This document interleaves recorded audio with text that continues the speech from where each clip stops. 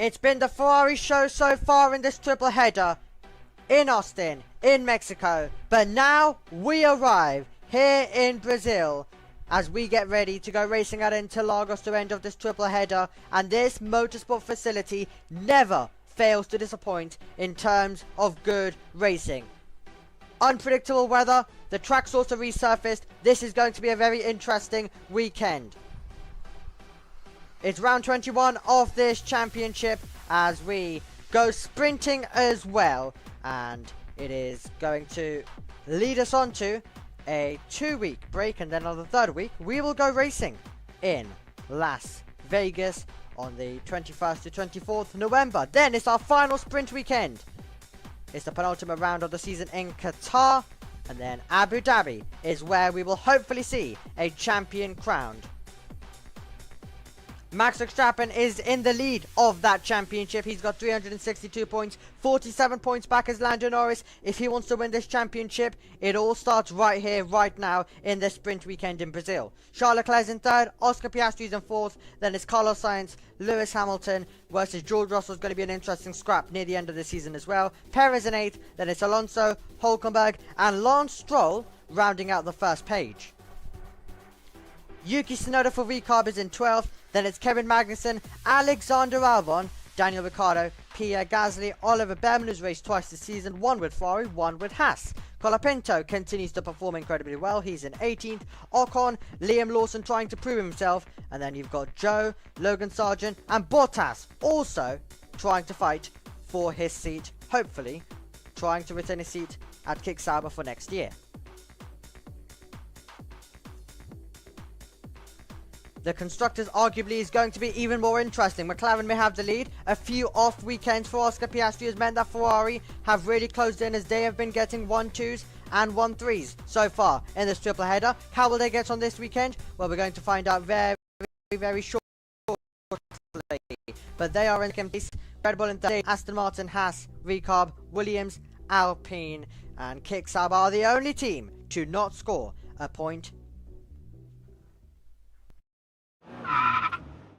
Let's take a look at the Autodromo Juan Carlos Palace as well. 2.667 ahead of us as well. 15 corners. It's unbelievable. Fantastic race. It's important to get a good run out the last corner then as you run uphill towards turn number 1 and 2, the center S. Hard on the brakes then, flick to the left, downhill, back on the accelerator as you come down the Curva de Sol, a long sweeping left-hander, down the back towards Decina as well. You've got open up your DRS, slam on the brakes about 50 meters to go, flick the car into turn 4, use the exit a lot, and then flat out up the hill as well towards Ferradura, 6th gear corner for turn number 6. Flick the car in towards the right, uphill section of the track, double apex is where you come into the sort of box. Fluid, keep it calm, round the oranges turn as well at turn 9 as well. Turn 10 as well, a little bit tricky to get right on the brakes as well as you have to slam down all the way 2nd gear. Into Magula then as well as you drop downhill dramatically towards Juncao as well. Up through 7th gear, drop down to 4th gear, flip the car in again to the left and then back up now towards the last corner. You're flat out rising, 6th gear, 7th gear, 8th gear as well. Flat out with the DRS open as you come across the line. In the old days you used to cut across the pit lane entrance, now not needed to, and that is a lap of Interlagos. Well, after a sunny sprint race earlier on, the weather has come down at the end of the Porsche race that just took place about an hour ago. It is absolutely chucking it down in Brazil, and we have got a delayed start till further notice. Well, I guess it was going to be expected. We had, coming into this weekend, lots of talk about the weather. Yesterday, we didn't get hit by any of it. We didn't get hit by any of it earlier. It was always going to hit at some point with how the weather looked coming into this weekend. It's hit for qualifying with still a huge chance for tomorrow's Grand Prix. And Josh, well, it doesn't seem like we're going to be getting underway anytime soon. No, start of qualifying's been delayed. That was at 2:38 local time. Further update at 3 o'clock. We've got an hour session to do, of course. Sunset is at 5:30 as Sky go to a break. So 5:30. So we've got 2 hours effectively to get it done. If we don't start it at 4 o'clock, it's unlikely we're not going to get going. If we don't start it by 4:15, we're going to have to come back tomorrow because the darkness, the clouds already roll in. So effectively what we've got here is the normal qualifying hour. We're sort of going to wait around in the delay period. And then after 4 o'clock local time, we've got a half an hour window where they're going to have to decide what they're going to do, whether they're going to start the session or not. So effectively, I mean, what we're looking at is about 90 minutes to decide whether or not we're going to qualify today or qualify tomorrow. And sadly, it looks like we're going to have to qualify tomorrow. Now, there's two options they can do here. One, they can take the sprint race results and make that the starting grid for Sunday. Two, they can take the sprint qualifying results from Friday, make that the grid for Sunday. Or three, we go qualifying tomorrow morning for the Grand Prix. Difference is, of course, I mean, there's a different Parc Fermé. Effectively, it's two different races. So they've got cars that have changed Parc Fermé from one qualifying to another.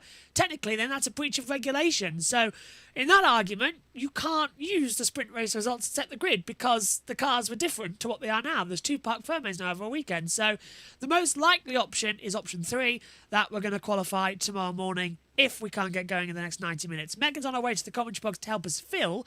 But yeah, not the best. And we've had delays here before for qualifying, but the rain that is predicted to come tomorrow is heavier than what we're experiencing now. I know, I mean, it's cancelled the start of qualifying. So, yeah, we're really screwed, aren't we, today and tomorrow?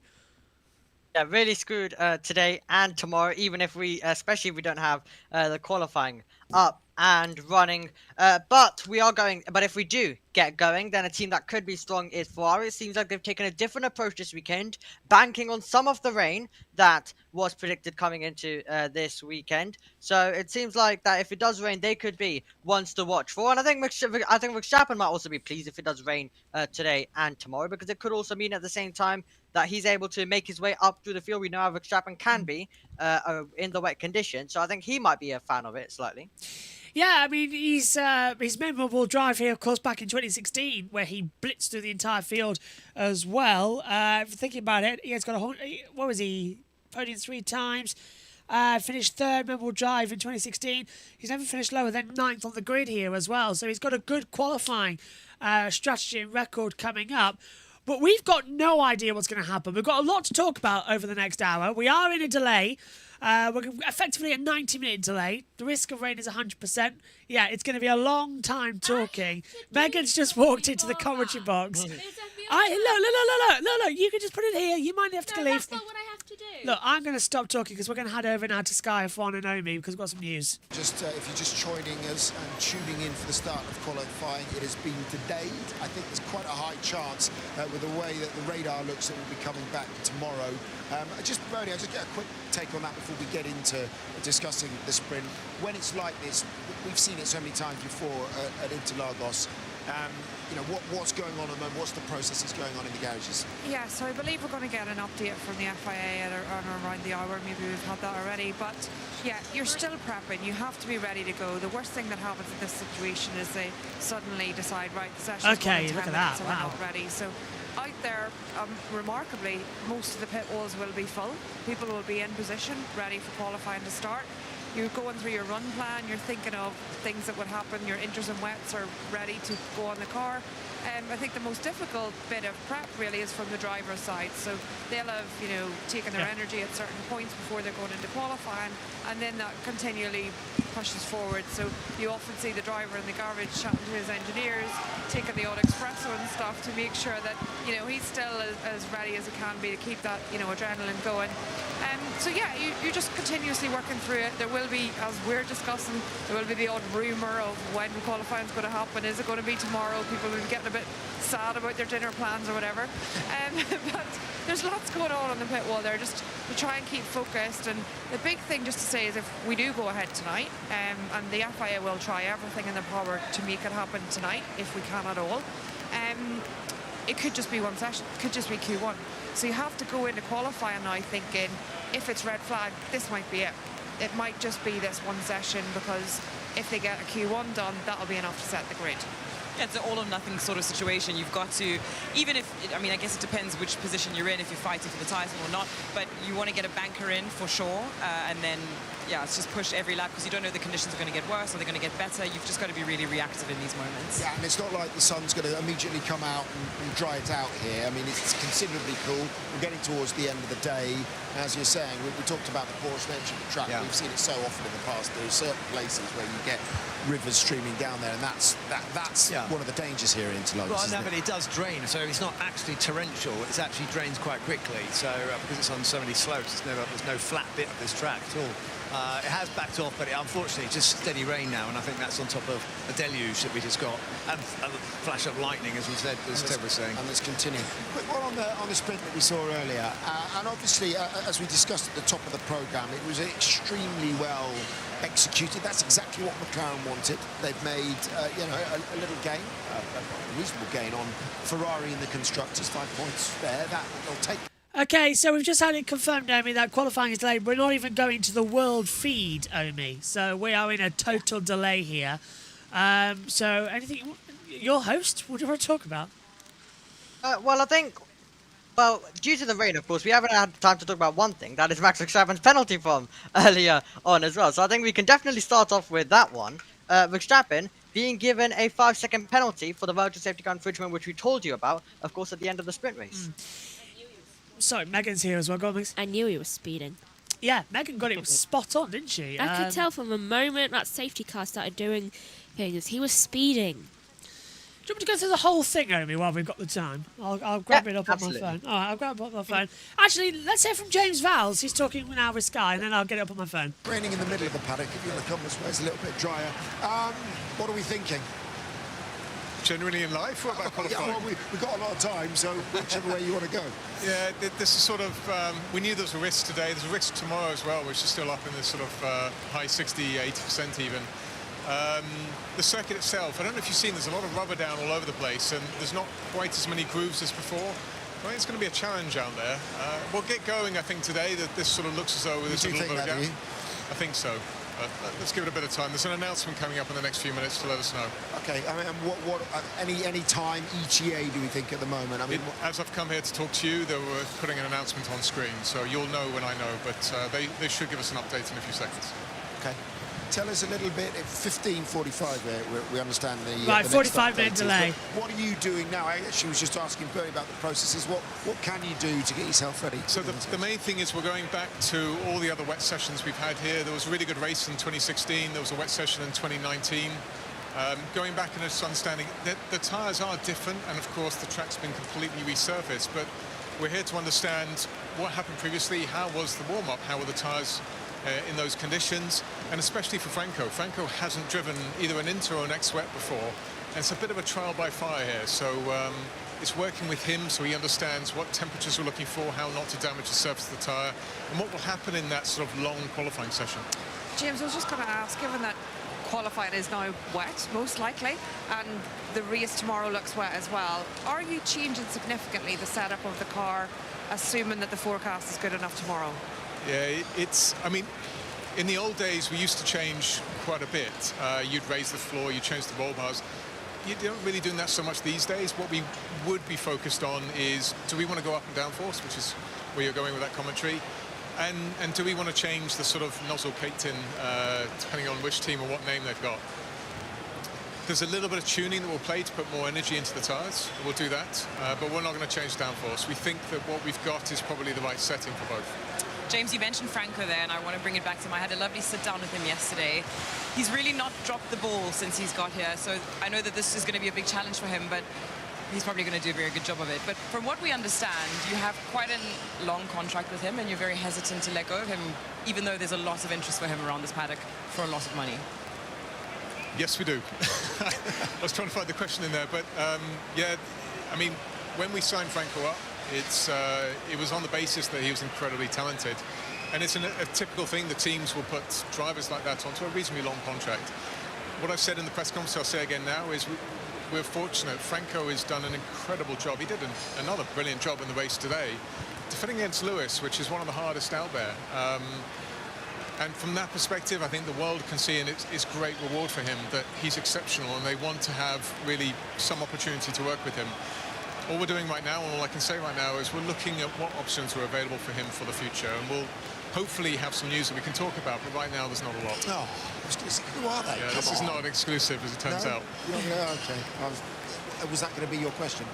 No, I was just going to say you got Carlos coming over. I mean, how are you going to get him to feel like he's come to the right place after when he moves from Ferrari? He's going to be brewing, if you like, the forced hand he's had, because he's giving up such a competitive car. What have you got to give him for next year?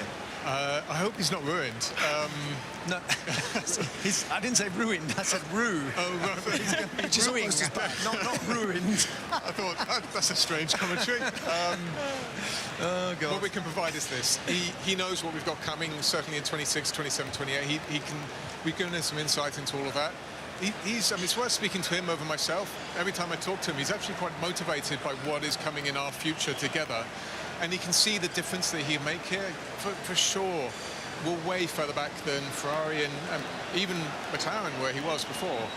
But we have an environment where he can make a tremendous difference. And that's really what's motivating more than anything else. Every time I talk to him, he's just, have you thought about this? Should we do this? Where should we go here? And that's why he's still out there winning races in a Ferrari. I think he sees the future potential, and that's what's driving him. And how has this been for Alex? Because obviously he hasn't had a competitive teammate for quite some time. Obviously Franco's come in, but next year Carlos is going to be there. What's it been like already with these few races with Franco? So I've just walked out of a strategy meeting where Alex was, for probably half of it, helping Franco with, this is what you need to do in the tyres, this is where you need to go.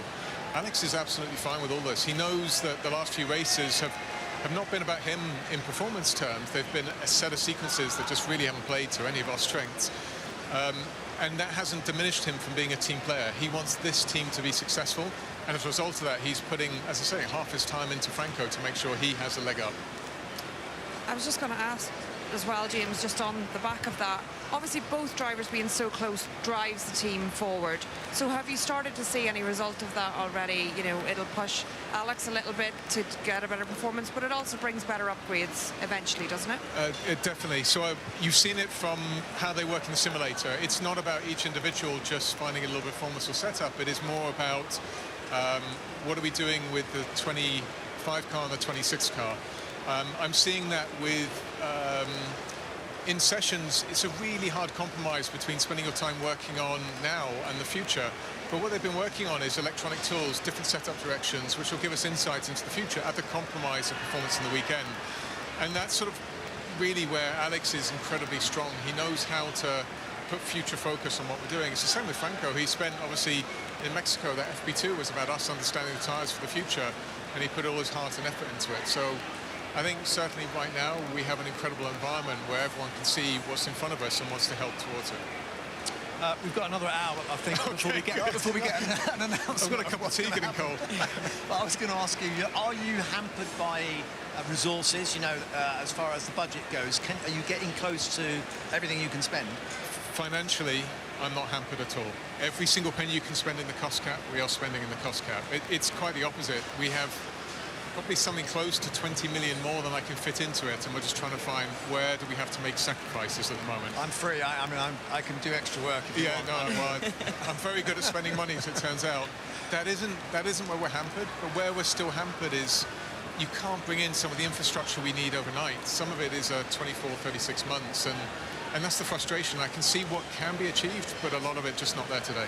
Thank you, James. Go and have your cup of tea. We shall I'll enjoy continue it. to Thanks so fill much, everyone. here until the start. Thanks, appreciate your time and for stopping by to talk to us. Okay, so what we're going to do, as we said, as this is delayed, we've got about, by the looks of things, 40 minutes until we're going to get another announcement on whether or not we're going to get started on qualifying imminently. It's not imminently, but after that, he did say there might be a break in this cell as it's coming. So what we're going to do is we're going to take you back to the start of the day. We have had the sprint race. We've just shown you some short highlights. Let's see the full thing.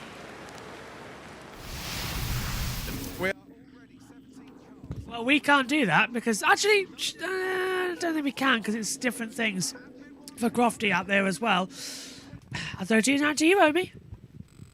Yeah, absolutely. Well, we can continue momentarily on the Verstappen bit. We were saying if you've got that up on your phone, yeah.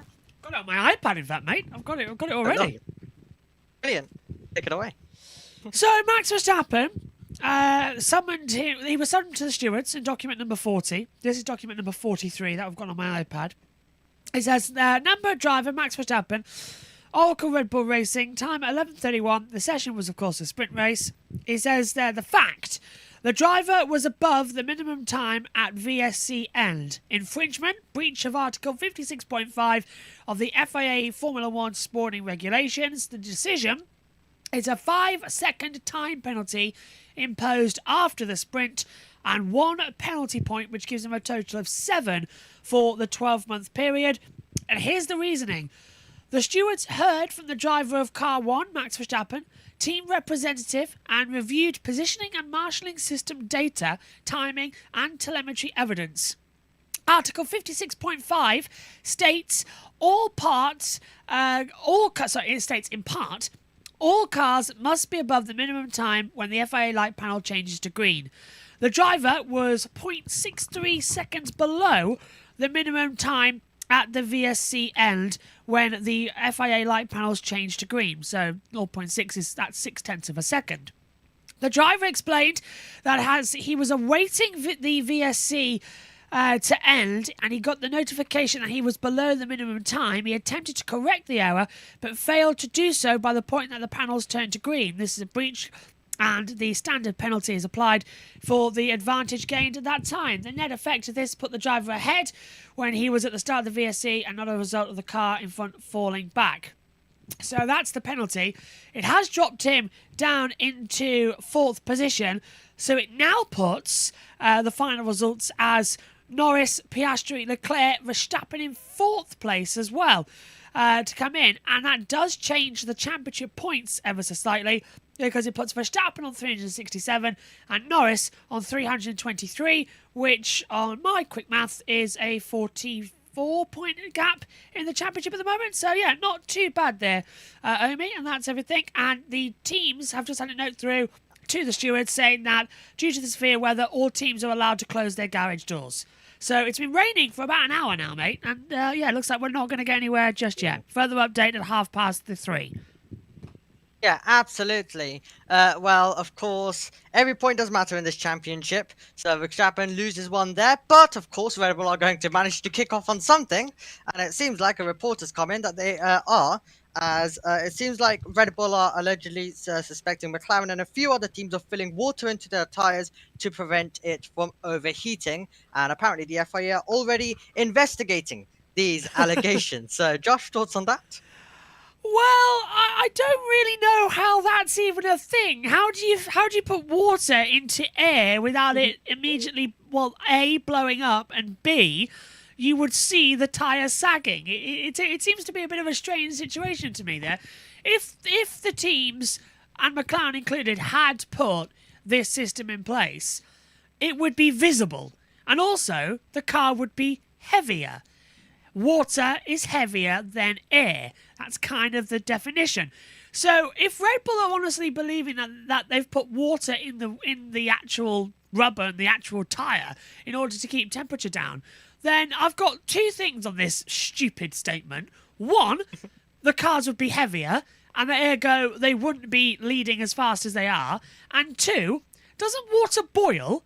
I don't know if anyone's ever gone up to a tyre after it's been on the track and put their hand against it, but it is hot. They get up to they get over 100 degrees. They boil on the track temperature. Track temperature right now in the rain is 24.2 degrees. So it is insanely hot. And the brake discs glow at above, 300 degrees, something insane like that. They heat the tyres up. It just boils the water, and that would burst the tyres and cause punctures. So whatever this bizarre thing is that they're putting water into the tyres, that has come out from Red Bull, it's a load of poppycock in my opinion, because there's science behind it that it wouldn't work. I passed my science exams with flying colours. It wouldn't work, and I don't know. I'd love to get hold of one of the technical people at McLaren and get a comment on this, because they'll just say, what a load of rubbish. If anything, I'd love to see it, because water instead of air in tyres. If it's true, I want to know how the hell they've done it.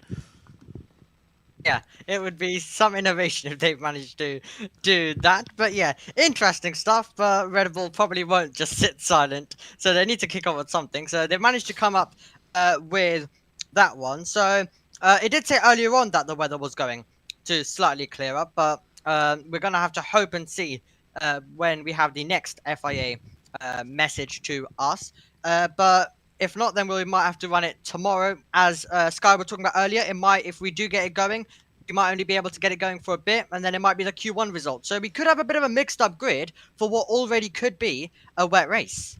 I like that idea of what Bernie said there, and it's not without precedent either, because if you remember back in 2015, where we couldn't get qualifying going on the Saturday, we had to come back in the Sunday for the Grand Prix at Kota.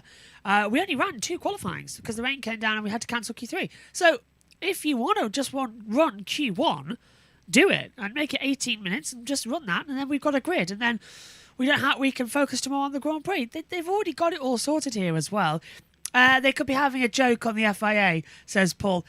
It could be. I hope it's a joke, but it looks a bit weird, all that situation. But yeah, I reckon as well, we're definitely going to try and start qualifying today. It could be like Australia in 2013 when we did Q1, then we red flagged, and Q2 and Q3 had to be done on Sunday morning. So we're in an unusual situation. There's a few precedents here that we can set to, but personal opinion, I think we might be having to come back tomorrow morning to qualify, which would be, if it's 2 o'clock now, that would be round about sprint time. So 2 o'clock tomorrow we'll have to, no, because even that won't work, because then it's 2 hours before the race. So we're going to have to come back at about 11 a.m. UK time to get it all sorted, which doesn't sound too bad, but I'd rather not lose an hour and then more hours later on in the day on a Sunday when it's my niece's first birthday. So yeah, and she's here. So I don't know. I kind of hope we get racing tonight. We've got time. I mean, I think Megan said we've got 2 hours until coming up now as well, because it's sunset at 6:30, not at 5:30 like Simon said. Absolutely. So we do have time. We do indeed have some time. So that will be hopefully us getting underway soon, when of course it is possible to. But then of course, as Bernie did mention, getting the laps in will be critical for every single driver out there on the circuit, because you just don't know when the session could be coming to a close. You just don't know anything about how the session will play out. But which drivers would you name? We've already named Verstappen quite a bit over this weekend so far. He's in the title fight. He is the championship leader, of course. But which other drivers do you think would be very good in the rain? Well, you can't discount Lewis Hamilton, despite the fact he's having a poor weekend here as well, because the rain is the great equaliser, and Lewis is fast here. He's only ever taken, 3 victories here, 2016, 18 and 21, but that 2016 was in wet weather conditions as well. I am honestly thinking Piastri, but you can't say that because we've seen evidence already that Lando would inherit the lead of the race in the Grand Prix. So you've got to really just say, unless Norris has a really bad one and bins it into the wall, Norris is obviously going to be up there. Leclerc and Sainz, which one of those are good in the wet? Historically, Leclerc's okay. Sainz is a bit better. He handles mixed conditions quite well, of changing from intermediates to dries. We're not going to be in that situation. They're all going to be out there on the full wet weathers. And then I'd have to throw Lawson in there as well. Lawson could be a surprise in the RB. Hulkenberg, to be honest with you, when I was writing the notes earlier, Hulkenberg got a pole here in 2010. in a wet session. It was really bad, actually. Not as bad as 2009 when we had delays here after qualifying. But 2010, it sprinkled with rain. And just the end, Hulkenberg got it on the intermediate tyres. So he's got an advantage here of poles. And Haas have had pole here before. And he's going well. So definitely an advantage there. But one thing, though, I'm definitely going to say that we're going to have Zhou Guanyu at the back of the grid. That seems to be a certainty. Yeah, whatever session it is, whatever we are doing as well, whatever conditions it is, it does seem like Joe is always at the back. So I think that is what is going to happen indeed. So Joe most likely at the back, as of course he completes really most likely his final few races. It would be outrageous if he managed to somehow secure a seat. He did emerge as a contender somehow a few weeks ago as well, but that only lasted a little bit as expected, because you've got talents like Bortoletti, you've got talents of course like even Bottas trying to retain his seat, and then Joe gets thrown in there, and that is quite ridiculous to say. He's always at the back. But of course we talked a lot about this earlier on in the sprint pre-shows. That was pretty long. We weren't able to get a lot of your thoughts on the driver market. So with Kick Sauber, with Recob, even with Red Bull, what do you think is going on? Well, we had this strange rumour that even at Williams, we're going to have Carlos Sainz move over to Red Bull, and Franco Colapinto will stay at Williams. That's an interesting little development there. Now, there's some merit to that as well, I feel, because Carlos Sainz is going to Williams and he's going to be a back marker, but he's been going so well. And Franco Colapinto, he's bringing in financial assistance with advertisement for Williams, and two, he's doing an absolutely fantastic performance with Williams. And I feel like he and Albon are a good mix. And for Williams' point of view, it's a difficult situation because you've got two great drivers and arguably three great drivers in there if we count in Albon, but we already know he's secure. So if Red Bull want to get Sainz from Williams are going to say, well, how much is it going to cost you? He's our driver. We're going to run the contract. How much can we ask of you? And Christian will likely pay it, because Christian, as we said earlier, they want to bring him home. Carlos Sainz obviously was a Red Bull driver. He never got a run in the main team, so now he's going to look like he will finally get a run in the main team. So it's interesting. Next update is in 10 minutes' time. We've had that confirmed to us now. So they are going to keep it up. It's still raining quite hard at the circuit. So I think it's an option that we could see Sainz never drive for Williams despite having a contract and go to Red Bull, and Colapinto stay where he is. The Kick Sauber battle, that's interesting. I don't know. Hulkenberg's going there. We know that. Who's going to be the second driver? I don't think it's going to be Bottas, because now he's linked to going to be a third driver at Mercedes. And Zhou Guanyu, to me, I don't think he deserves a seat, because we've seen Bottas get through to Q2 and Zhou hasn't. So Zhou's had a horrendous third year in Formula 1. So I think he's gone. Do you bring in Bortoletti? Do you bring in Robert Schwartzman? Do you bring in Théo Pourchaire? Pourchaire arguably makes the most sense, because he's been waiting in the wings and has been Sauber's reserve driver for a very long time. Personally, I think that makes sense to me, to put Pourchaire in the seat. He's ready for it. And and then with the RB situation, I think Tsunoda deserved the Red Bull slot, and we already know that next year RB is going to be called Racing Bulls. That's been confirmed to us. It's down on the FIA list as Racing Bulls as well, but still, VCARB are going. So I think Tsunoda might be on the way out, and I think it's going to be Lawson, and then I don't know who's going to be alongside him. Whether it be Hadjar or not, that's a different question, or even Colapinto, however that's going to work out. So there's still, 2 seats left, and the wheel just keeps on turning with about 7 or 8 different names of drivers. But that just shows, how competitive Formula 1 is at the moment. Yeah, and it is great to see all of these drivers getting the opportunities, and especially talented drivers getting the opportunities, because you would think with how this year has been in Formula 2 as well, that we could see some good drivers getting missed out, but the teams have data. They know who is good, who is not.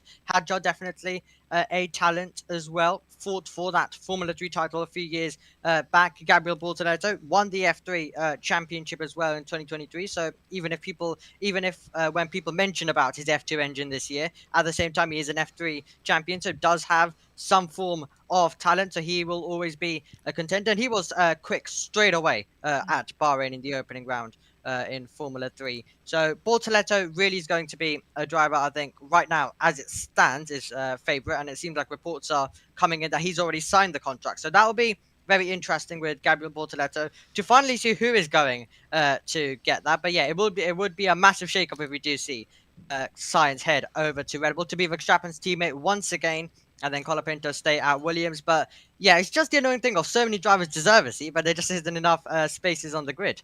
If only they would open it up and have a couple more teams. Andretti, for instance, as well, wanting to come in as well. And now we've got a couple of others knocking on the door saying, yeah, sure, you can come in. Yeah, but Andretti, you go away. And apparently even Andretti have, because of course they asked the American Senate to get involved. Apparently there's been a few investigators in the F1 paddock talking to team bosses and members of Formula One management and the FIA to understand why Andretti have been denied access when they've met every criteria. So that's interesting to play a factor on that as well. Just quickly on the YouTube chat, because we've got a couple of comments in there as well. Adam says, give me Lando Norris for the pole and win in Brazil, if we get going for pole position. He's also got enough coffee and Reese's peanut butter cups for the MotoGP race at Sepang. I'm hopefully going to get some sleep before that. We might be here all night.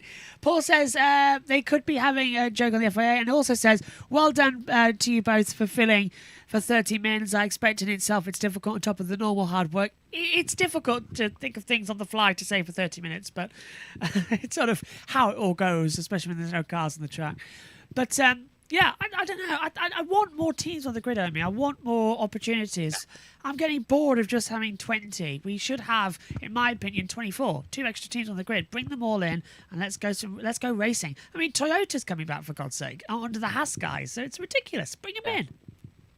Now, more under the water tire connection thing as well. So it seems like that Red Bull have already experimented with water before the FIA closed this loophole years ago, and now Red Bull basically are assuming that former employees have revealed this trick to the teams they're working with and have fine-tuned it. So, what's your opinions on that then? I remember them saying that they tried it, but everybody laughed at them when they did because the car was slow, the car was uncompetitive, and it burst the tyres and it put a load of strain on it. So, I don't know if... I tell you what, best example, go get a glass of water and swill it around. That's how the pressure would be. Then get in a bath, put your body in the bath, and watch how the water rises, and then slosh around in it and move around.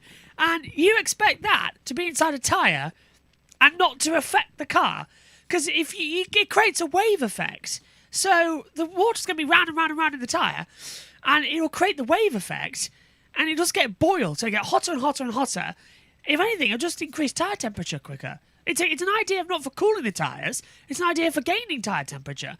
So it doesn't make sense to me. It's not the right situation. And for me, it would put too much load on the tyres because as you turn through the corner, the tyre sort of drags away from you.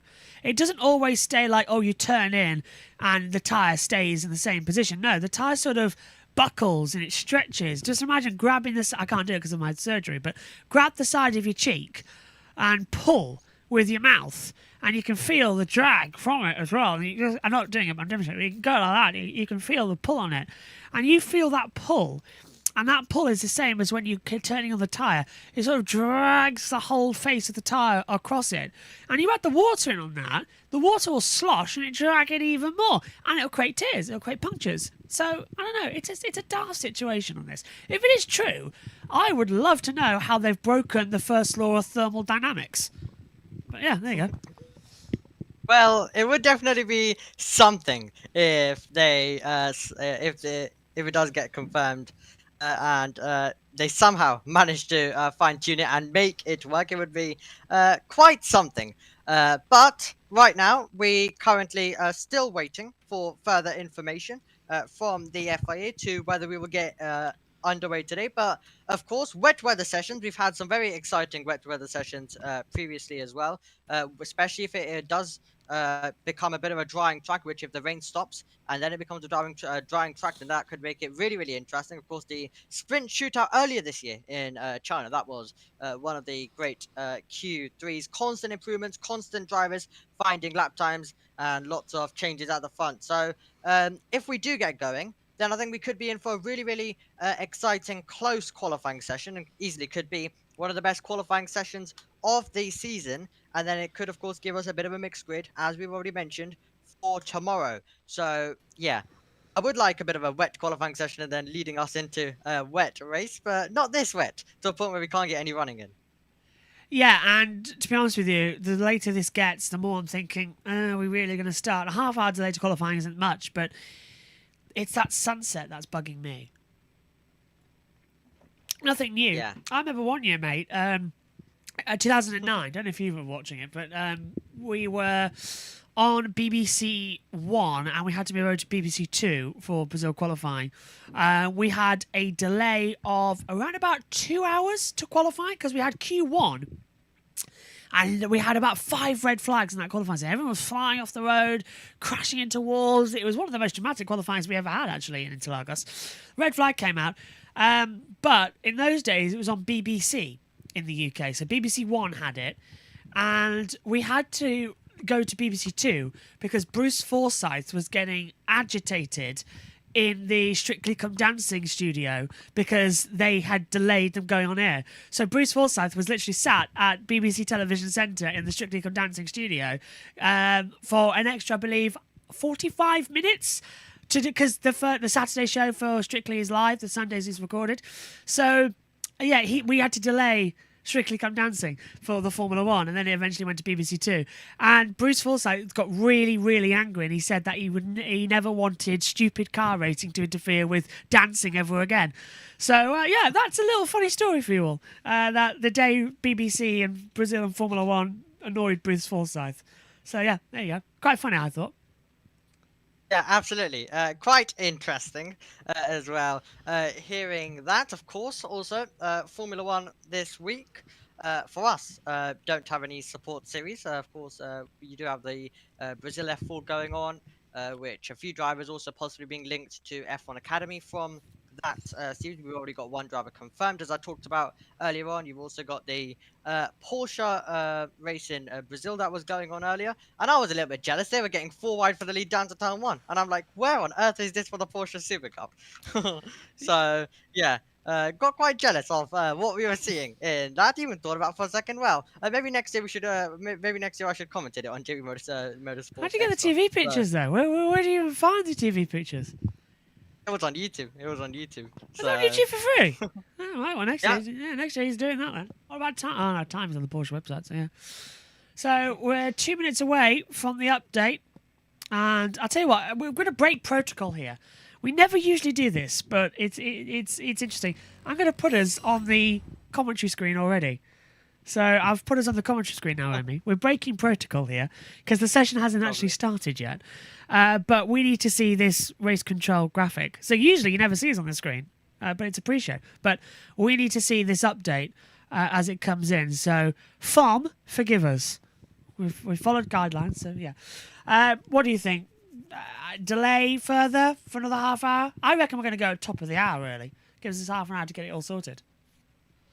Yeah, I think we're gonna go right when it turns 7 o'clock for us here in the UK. So I think that is what we're going to find ourselves with. So we'll hopefully get a good news in about 1 minute's time. So we'll wait for that before we continue waffling as well. Sky Sports have nearly got to the end of their sprint race, just a few more laps away from that as they show their replay. But any moment now we're going to be getting the news about what is happening with this session. I looked down too long and I got a pain in my my abscess was, because I'm still healing, so I need to look up more. The storm needs to pass before qualifying gets going. Medical helicopter can't fly with lightning in the air, given how bad it is like to be closer to 4 p.m. local time that qualifying starts. So lengthy delay, close to an hour at least, and that means it's going to be, right about 4 o'clock when we said. So that was from Scott Minch on mine as well, who is at the circuit. That was 28 minutes ago as well. Still nothing from him, but we are now at the top of the hour. So what's the update from the stewards, please? Estimated time of qualifying start is at 4 o'clock. So we got it right, only with what we predicted. So that's fresh in for the stewards, a further half an hour delay. Not bad, eh? Not bad.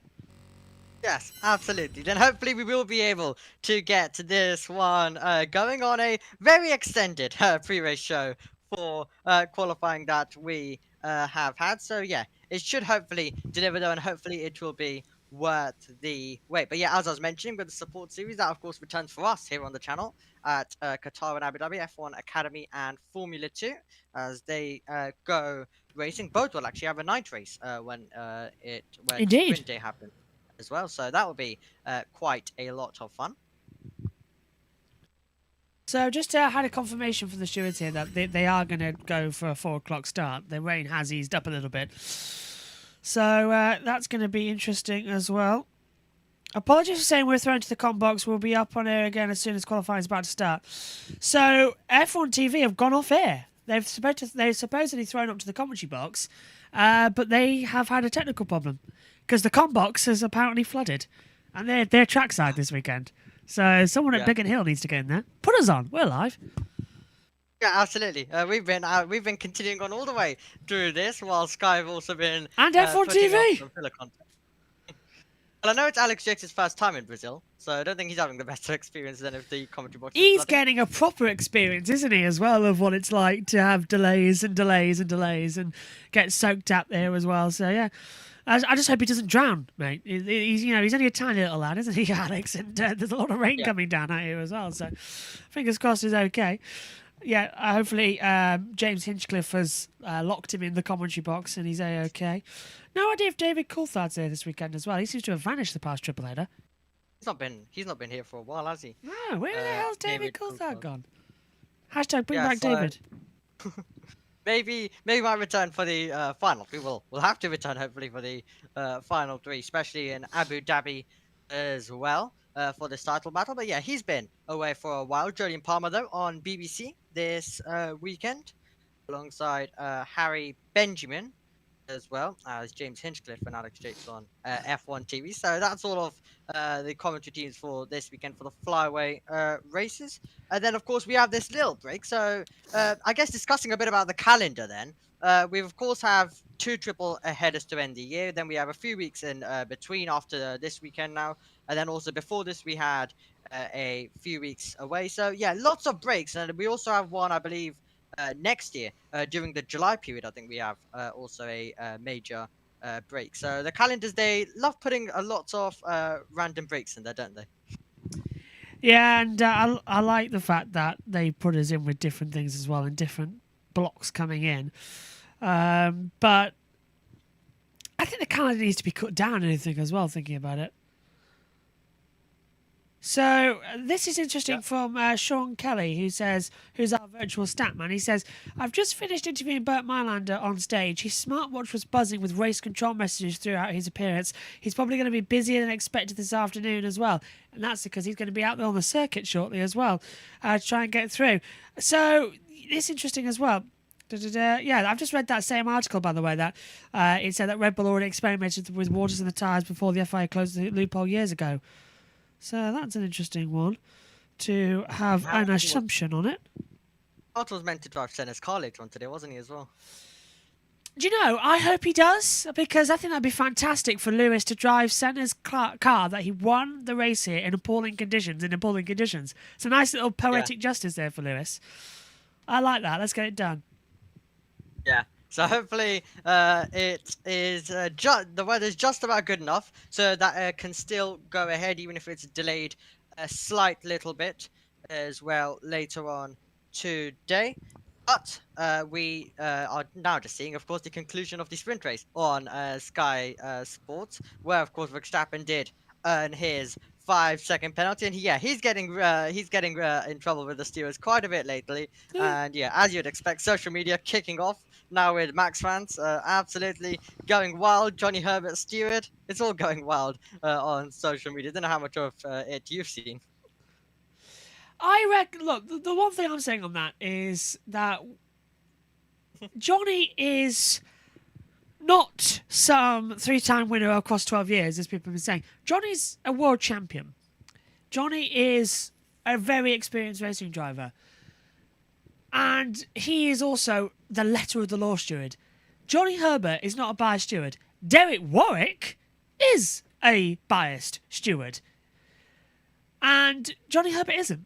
So yeah, that's my take on it. I trust Johnny to make good judgment on this, and he calls out right things and good things, because there's defending your driver, and then there's being an absolute freaking loon on social media about a driver.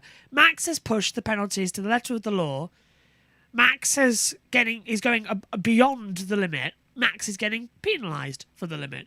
In my book, that's fine. You've got to rein these guys in, otherwise all hell will break loose. So, in my opinion, fine by me, because Lando's been given penalties for the same reason, so has Piastri, so has Leclerc, so has every driver on the grid. It's just that, for once, it's happening to Max because we've all forgotten that Max actually has to race now to win championships. He's not got the best car anymore. So we're seeing all the problems that we saw in 2021 resurface. That is that Max is an aggressive driver. And in my book, he's like Senna, he's like Schumacher, because this is the first time we've had social media with a driver like that. An aggressive driver, and a talented driver, and a world-class driver. If social media existed back in the day, Senna would have been criticised to death more. Poor choice of words there from me, personally, but he would have been criticised massively more than he was for what happened with Prost at Japan in both 89 and 1990. And then Schumacher, 2006, at the Rascasse hairpin, 1994. 1997, everything. And yeah, so it's just rubbish. Drivers have always been aggressive. The greats have always been aggressive. That's fine, but you've got to penalise them when they go over the limit. They are not Formula One. Long after they've gone, Formula One will continue. I mean, I said the same about Team LH whenever they got upset about Lewis Hamilton. Hamilton's not Formula One. Great if you support him, great, but Formula One is business. Formula One is teams. Formula One is the teams in the sport. Formula One is the camaraderie. It's not drivers. It never has been. Drivers that are easily replaceable. It's just ridiculous to think that any other way. Anyway, I think we're throwing back to Sky, so our long conversation's over. I'll let you have a word, Amy. Yeah, absolutely. And yeah, we do have lots of talented drivers coming through, as we do see the safety car and medical cars on the circuit as well. But yeah, we do have plenty of, just to finish off, we do have plenty of talented drivers making their way through, as we've already seen. Behrman's delivered really well. Lawson's also delivering. So is Colapinto. We have Antonelli also coming in next year, and his early laps at Monza were also very promising. I think also, even if we go and look ahead for a few more years, I think Freddie Slater, who is doing Macau, so we'll also be commentating on him in a few weeks time as well. I think he's one of the next big stars of Formula One as well. So yeah, Sky now are back though. We can currently see the track conditions. So Josh, before we quickly get on to Sky, how does it look for you? Red flag conditions, to be fair, mate. It's too bad out there. There's a lot of standing water, and it's not looking good as well out there. They're going to talk about Max's time penalty now as well, but to me, that's still a long time away from being near a race ready. The rain's still falling, so that needs to stop. And the best hoovers in the world are Formula One cars to get them going. But yeah, they're going to talk about Max's penalty, so I'll throw it back to you. Yeah, absolutely. So of course we have 21 minutes till they're saying that we're going to get underway. But yeah, we did of course see Piastri, Verstappen getting really close, and yeah, Verstappen just over the limit once again. And really, I do personally now believe that it's great to see the FIA are stepping in. Of course, it is a hard job, really, really hard job. I've done it once as well for league racing. It is incredibly hard as well. But Sky continuing to discuss then out there, so we'll hand it over to them. that was the penalty applied in the correct manner, wasn't it, Bernie? Yeah, I think the penalty was implied exactly as we expected it to. 5 seconds is what's listed in the guidelines for that sort of penalty. And, you know, Max is sort of trying to preempt the end of the VSC. He's trying to get a bit of a run on Piastri down that straight. And the VSC just ended a little bit later than he was expecting. So that's why he sort of overshot the mark, as we've seen there, in terms of his speed that he was doing at that time. So yeah, drivers work to try and be as close as they can when it goes green. He knows that's his opportunity. So yeah, just unfortunate the way it panned out for him. We're hoping to talk to Christian Horner, because on a separate note, there are a lot of unhappy Red Bull fans out there about, and then it's separate from the stewards, by the way, because a lot of vitriol's being aimed at the stewards, about the race director and the protocols that they went by, and whether they, you know, waited too long for the virtual safety car to come out. And I'll come back to you on this one, Bernie. But first of all, we had yellow flags, effectively. Then the McLarens anticipated there'd be a safety car. They swapped positions, okay? And then the VSC immediately was deployed after that. What they're saying is then, at the end of the last DRS zone, the virtual safety car was then ended, and it meant that Max wasn't afforded the opportunity to get back ahead of Oscar. What did you make of that as well? Yeah, so I think, you know, we're not privy to all the information the stewards have in terms of, or, you know, the FIA have in terms of when the VSC is thrown. I think we were surprised that we could clearly see for a few laps it was coming that Hülkenberg had stopped on track. It was a position that did need a VSC or a full safety car. You know, there's an image, I think, of him walking along, you know, walking away from his car. Once he's out of the car, then, of course, we need to be under these slower conditions. I'm a bit surprised that McLaren left it that late. I thought as soon as Verstappen overtook Leclerc, that was the opportunity to do it. They left themselves at exact risk of this happening. And like I say, it's not really for us, or for me at least, to comment on why the VSC was delayed. I understand totally where the questions have come from, and I understand the frustration, if you're a Verstappen fan, that why McLaren allowed that get out of jail free card, let's say. To be clear, this isn't coming from Red Bull themselves as well, so I've had confirmation from in there. They're not worried about the protocols. It was 17 seconds actually after Nico Hülkenberg got out of his car, but you know, nevertheless, it's just another point that he's lost. 44 points now is the difference. So saying, you know, the thing with Max is that he's able to just take these blows when they're coming, it seems, and again, he's got some leeway. He's still got a bit to play with, but he has got that 5-second penalty as well to be applied for the race after qualifying. I think we've got to the point now after that place grid penalty, I should say. Sorry. Yeah. So I think we've got to the point now for Max after the result of the sprint, where he's starting to get a little bit sweaty about the closeness of McLaren and the momentum, if you like. So that will be a concern for him, I think. Can I just say on the safety car, I think if they brought out the virtual safety car right from the word go, everyone would be complaining that's ruined Max's race and he wouldn't be able to catch up. Yeah. Well, let's bring Christian in on this. Christian, first of all, let's get into anticipating. Do we think we're gonna get full qualifying sessions in today? I hope so. I mean, it looks like there's a bit of a gap in the weather if you're looking at the radar. So this is probably as good as it's going to get. And I think if we don't get on with it, we'll run out of daylight. Okay, so they're going to try and get on with it. That's the latest radar, as we were saying. You've got a little break in the cells there. What we are just been discussing here, there's a lot of Red Bull fans online are complaining a little bit about the way that the virtual safety car was deployed in that sprint, saying that it didn't exactly help Max or help you guys. What was your take on it? Look, these things are all subjective.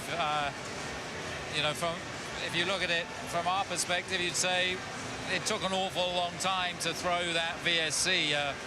Hülkenberg was out of the car, he was walking away, and there was still no VSC. So, but I'm sure in the control tower they had their reasons for doing that, but we're not privy to them. It's not a problem as far as you're concerned at all. The way that it's annoying, but okay. it is what it is. Sometimes you just need a little bit of luck on race day. Yeah. Christian, what about this weather? How does this play into the cards for you guys? We've seen, obviously, sprint qualifying yesterday, sprint today. Pace was lacking a little bit, but today looked better. So I thought our pace in the race was very good. You know, the fact Checo got fastest lap at the end, the degradation was good. The fact Max could follow so closely and get that pass done on Charles. I mean, think how things have moved in just 5 days. So this is a completely different challenge in this weather, but, you know, we'll see. The weather again is looking poor for tomorrow, so there's a high chance of potentially a wet race. From your side, from the driver's side, how are you setting up for that? Are you going with the forecast and putting a bit more of a wet setup on the car, or you're trying to find a middle ground? I mean, arguably after that race, one would have taken downforce off. Then you see the weather and you think, you know, we've got a 5-place penalty to deal with. So we'll see. You know, it's all about finding a middle ground. From the driver's point of view, Christian, what you know of Max, is he relishing a wet session, or is he nervous? I don't think he's nervous, but I think that, you know, that wet is always a big variable, and there's so many things that can change. You know, if the rain arrives, the circuit dries, it's being out at the right time. You know, just to make sure that that's the golden rule, is be on the circuit at the right time. Christian, what's the mood in the camp? Obviously, Max has still got a 44-point gap, but you know, after that sprint race, it's just they're biting into that gap more and more. Yeah. Is his mood shifting? Is he sweating? I don't think so. I think, look, I mean, he came back from that race pretty pumped up that, you know, if he'd have managed to pass Charles earlier, he thinks he could have had a go at the McLaren. So I think he was very motivated by that. I think the whole team, you know, was pleased to see that. So I think there were a lot of positives to take out of that short sprint race. were you Sorry to cut across. Further delay, a 15-minute delay estimated now at 4:15 local time. expecting, certainly? Were you surprised by your own pace? We were quite surprised, because the pace that McLaren always seems so good on their tyres that they seem very strong in the races, but in that race they looked the same as we did. From everything we could see with the tyre, it was in exactly the same condition as Max's, and indeed Max was able to stay in that slipstream for a very long period of time. Christian, we were just talking to James Vowles before we played in the highlights of the sprint there, and we're talking about Franco Colapinto, what a successful start he's had to his F1 career. He said there's interest from a number of teams. Is yours one of them? Well, I think it's great to see these juniors doing a great job, and we've got Liam Lawson obviously in the V-Carb doing a really good job. Oliver Behrman, he should get a shout out today, because he was impressive. And I think Franco again is a kid that's doing really, really well. And you know, of course, you're always keeping an eye on the driver market, and you know, Franco definitely, he's got, I think, the qualities to be a potential star of the future. Okay, appreciate it. We'll let you get on with it, because I know there's plenty of preparation to get ready for a wet session. Thanks, Christian, for coming out and talking to us. Right, in the meantime, let's hear from George Russell talking to Italian colleague Mara. George, what worries you the most? Water, visibility, tarmac? What worries me the most? I mean, at the moment it's pretty crazy, but gives a bit of excitement. It still looks very wet out there. Some places are okay, other places there's big puddles, but I hope we can drive at 4. I don't think. What the most dangerous zone with this condition on track here? Right now, I don't know. I guess the straight, when you're doing 330 into the first corner. You're not giving me wise, confident words ahead of qualifying. But let's see. Grazie, George. So this is live shots of the FIA race director, Niels Vittich, and Tim Mallion, who's the FIA's head of safety, actually going out in the safety car to look for themselves. So Bernd Maylander, the safety car driver, has just gone out into these in these conditions, which I've got to say got better and now have got slightly worse. Maylander came back and said, well, you know, I think it's really sort of touch and go. Go and have a look what you think, Mr. Vittich, your race director. And so they've gone and actually had a look. And I've got to tell you, I mean, first thing to say is that the thunder and lightning has stopped. So we've got people coming back into the grandstands. We've got people, actually the really hardy fans who've just been wearing the emergency ponchos and haven't really gone anywhere in the cheaper seats down towards the last corner.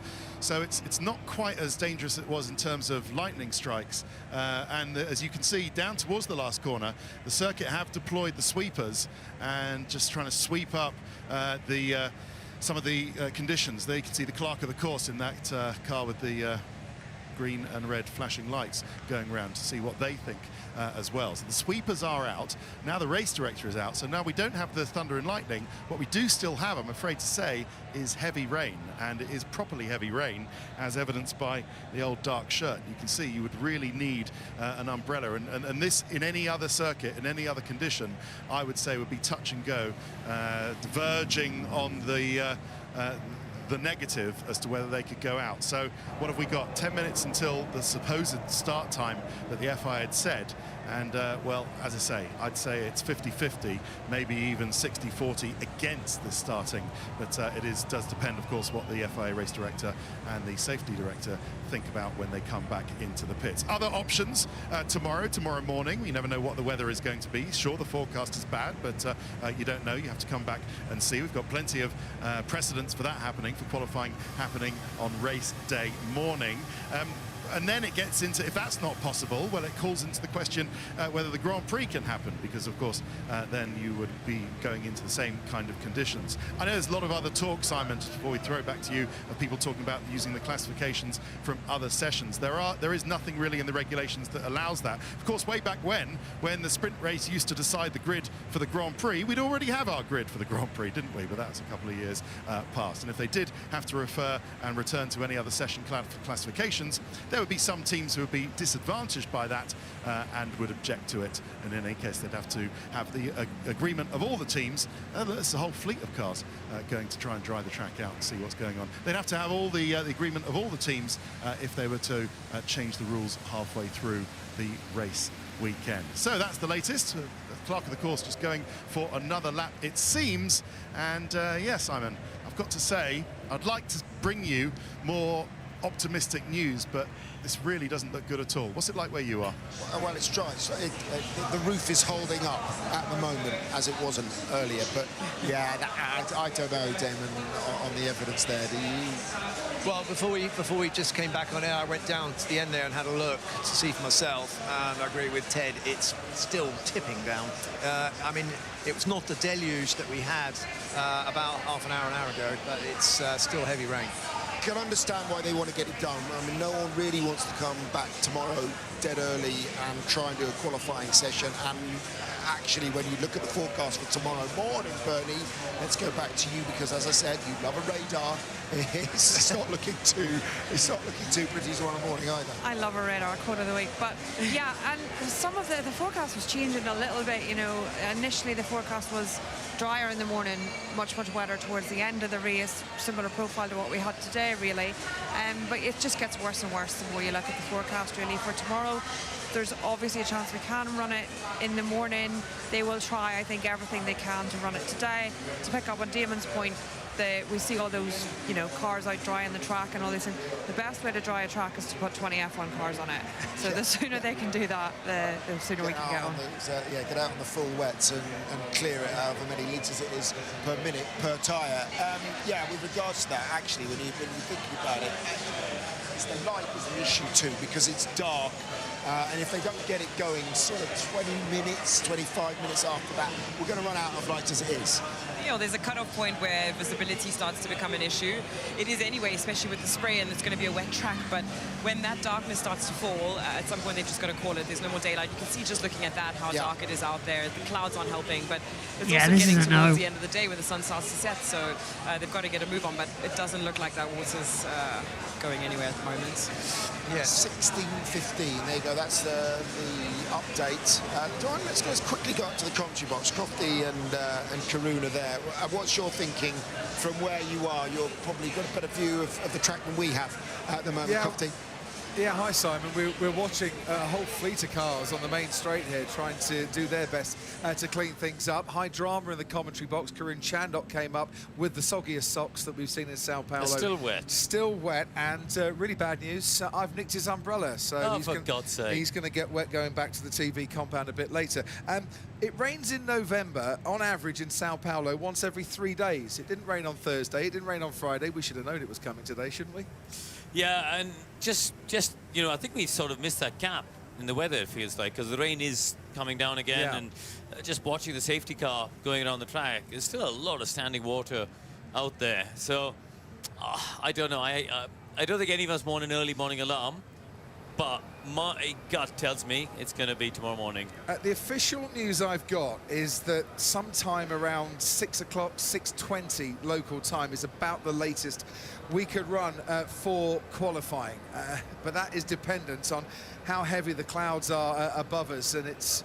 Well, look, from where we stand in the commentary box looking into the Aston Martin garage at the moment, we can see a few skyscrapers off in the distance. They were completely obscured when the rain got at its heaviest, but it is getting a bit murky once again. And we're just keeping our fingers crossed, quite frankly. Your Saturday evening viewing, it should be strictly come qualifying. To be honest, the rain dance seems to have worked really well in Strictly Come qualifying tonight, but we quite like to get a quick step in at some stage. But at the moment, the conditions are pretty bad out there, and if any cars are on the track, you might likely see them waltzing off into the grass.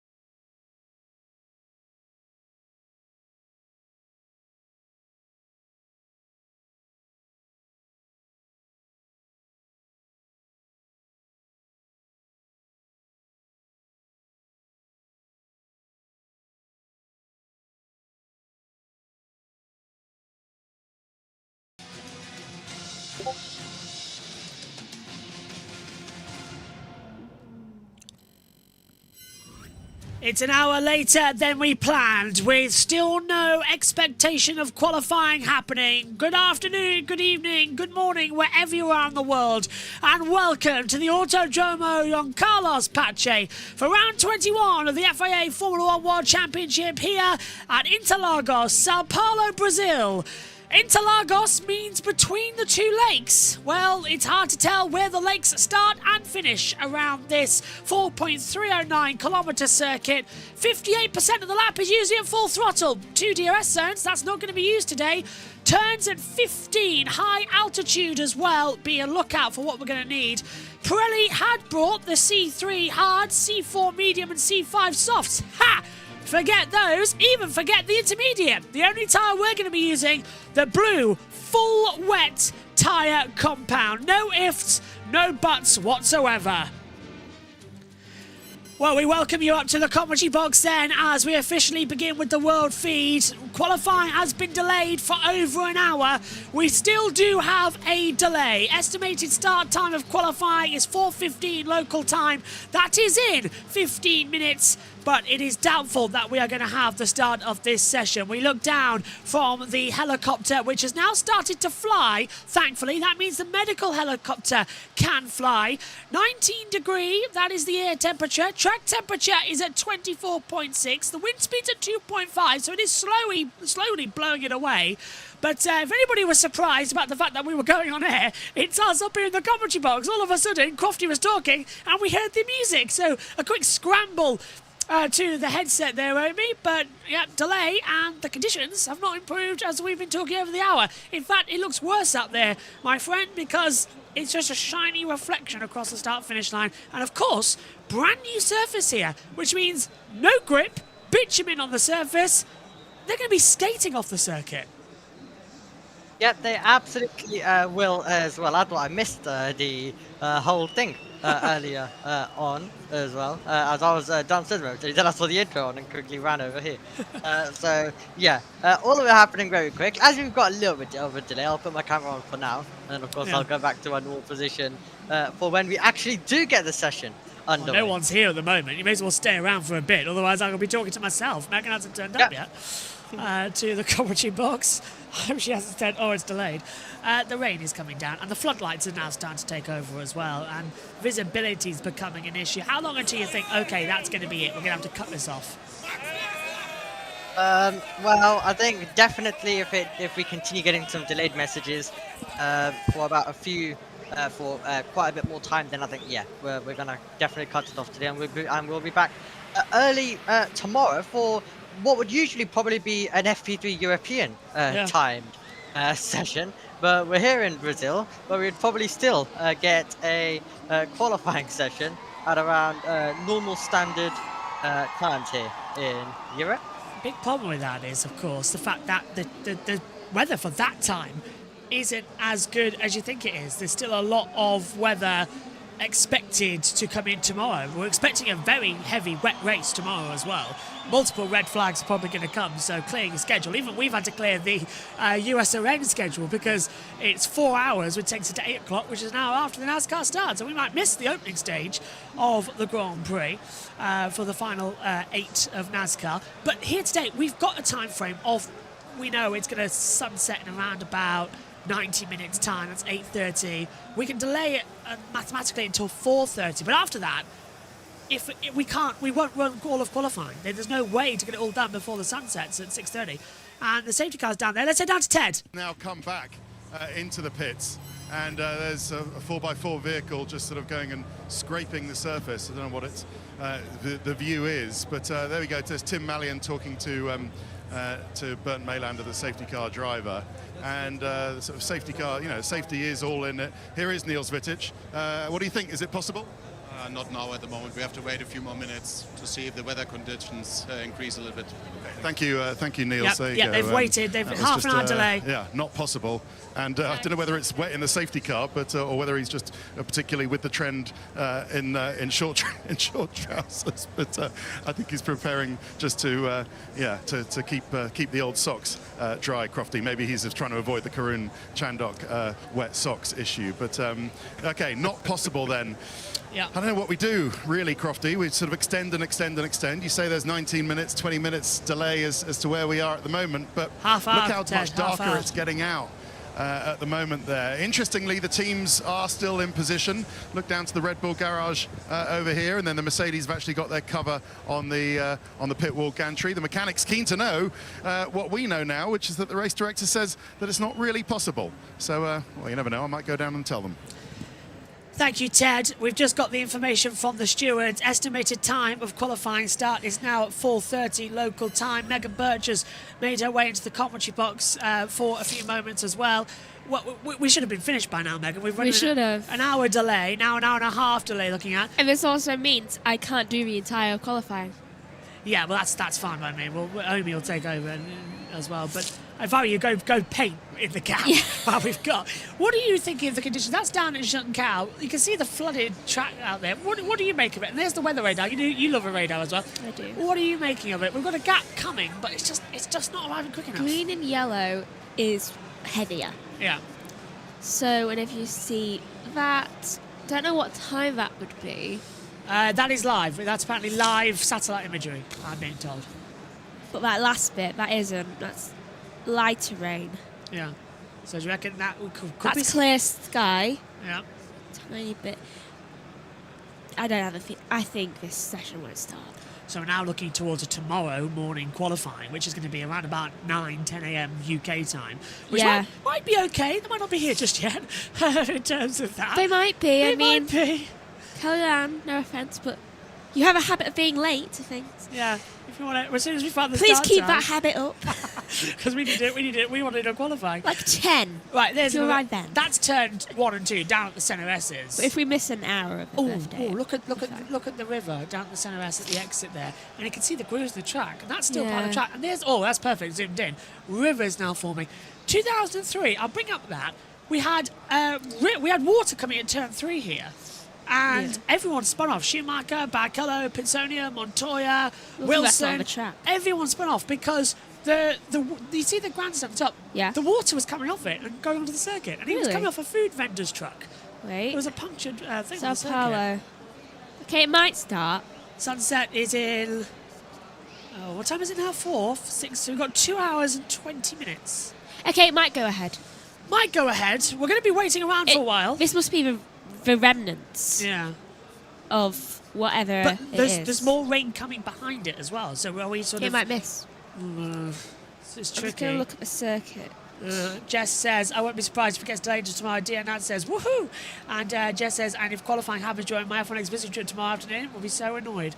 Well, I've got a baby who's turning 1. Yeah. Who we need to attend a party to. Omi, now that we've actually got the World Feed pictures on for longer than 5 minutes, what are you making the conditions out there? Well, definitely looking like still a bit of time absolutely needed, but great to see the fans still out in all support as we take a look at Oliver Behrman. He's sleepy, poor boy. This is not... He's just like, this is what I get for being the reserve driver. I'll tell you what, I'd like to... we've been kept warm in the commentary box as well, but I haven't had any food. I've literally brought you food. I've had 2 packets of crisps that I've had to numb as well. I've had a biscuit and, me and Omi have been busy over the past hour, haven't we? We've been commentating. Hour and 20 we've been on here now. The qualifying session hasn't even started, you know. But Omi now doesn't have to have the pressure of thinking of things to say for a little bit. That's my job, as we sort of shifted now into I'm in commentary role, and Omi can relax a little bit, so he's enjoying that. Anyone playing any games? Any Twitter Not things? if we noticed. Let's have a word with Ayo Konamatsu on the team principal pit wall with Crofty and Kroon. Today, I don't know if you knew the score or not, but that might be one of the best pieces of news you're going to hear today. Yeah, I knew because one of the mechanics actually on Nico's guy's middle spell supporter, so I might have said a few things to him. Even better. Although my team managed to lose on the wrong end of a 3-0 scoreline, so I didn't really want to talk football too much. But let's move on to the Formula One. And we'll start with Ollie Behrman, if you don't mind. How impressed are you with the way that he's driven so far this weekend? And what was his issues in the sprint race? Because he fell back a bit towards the end.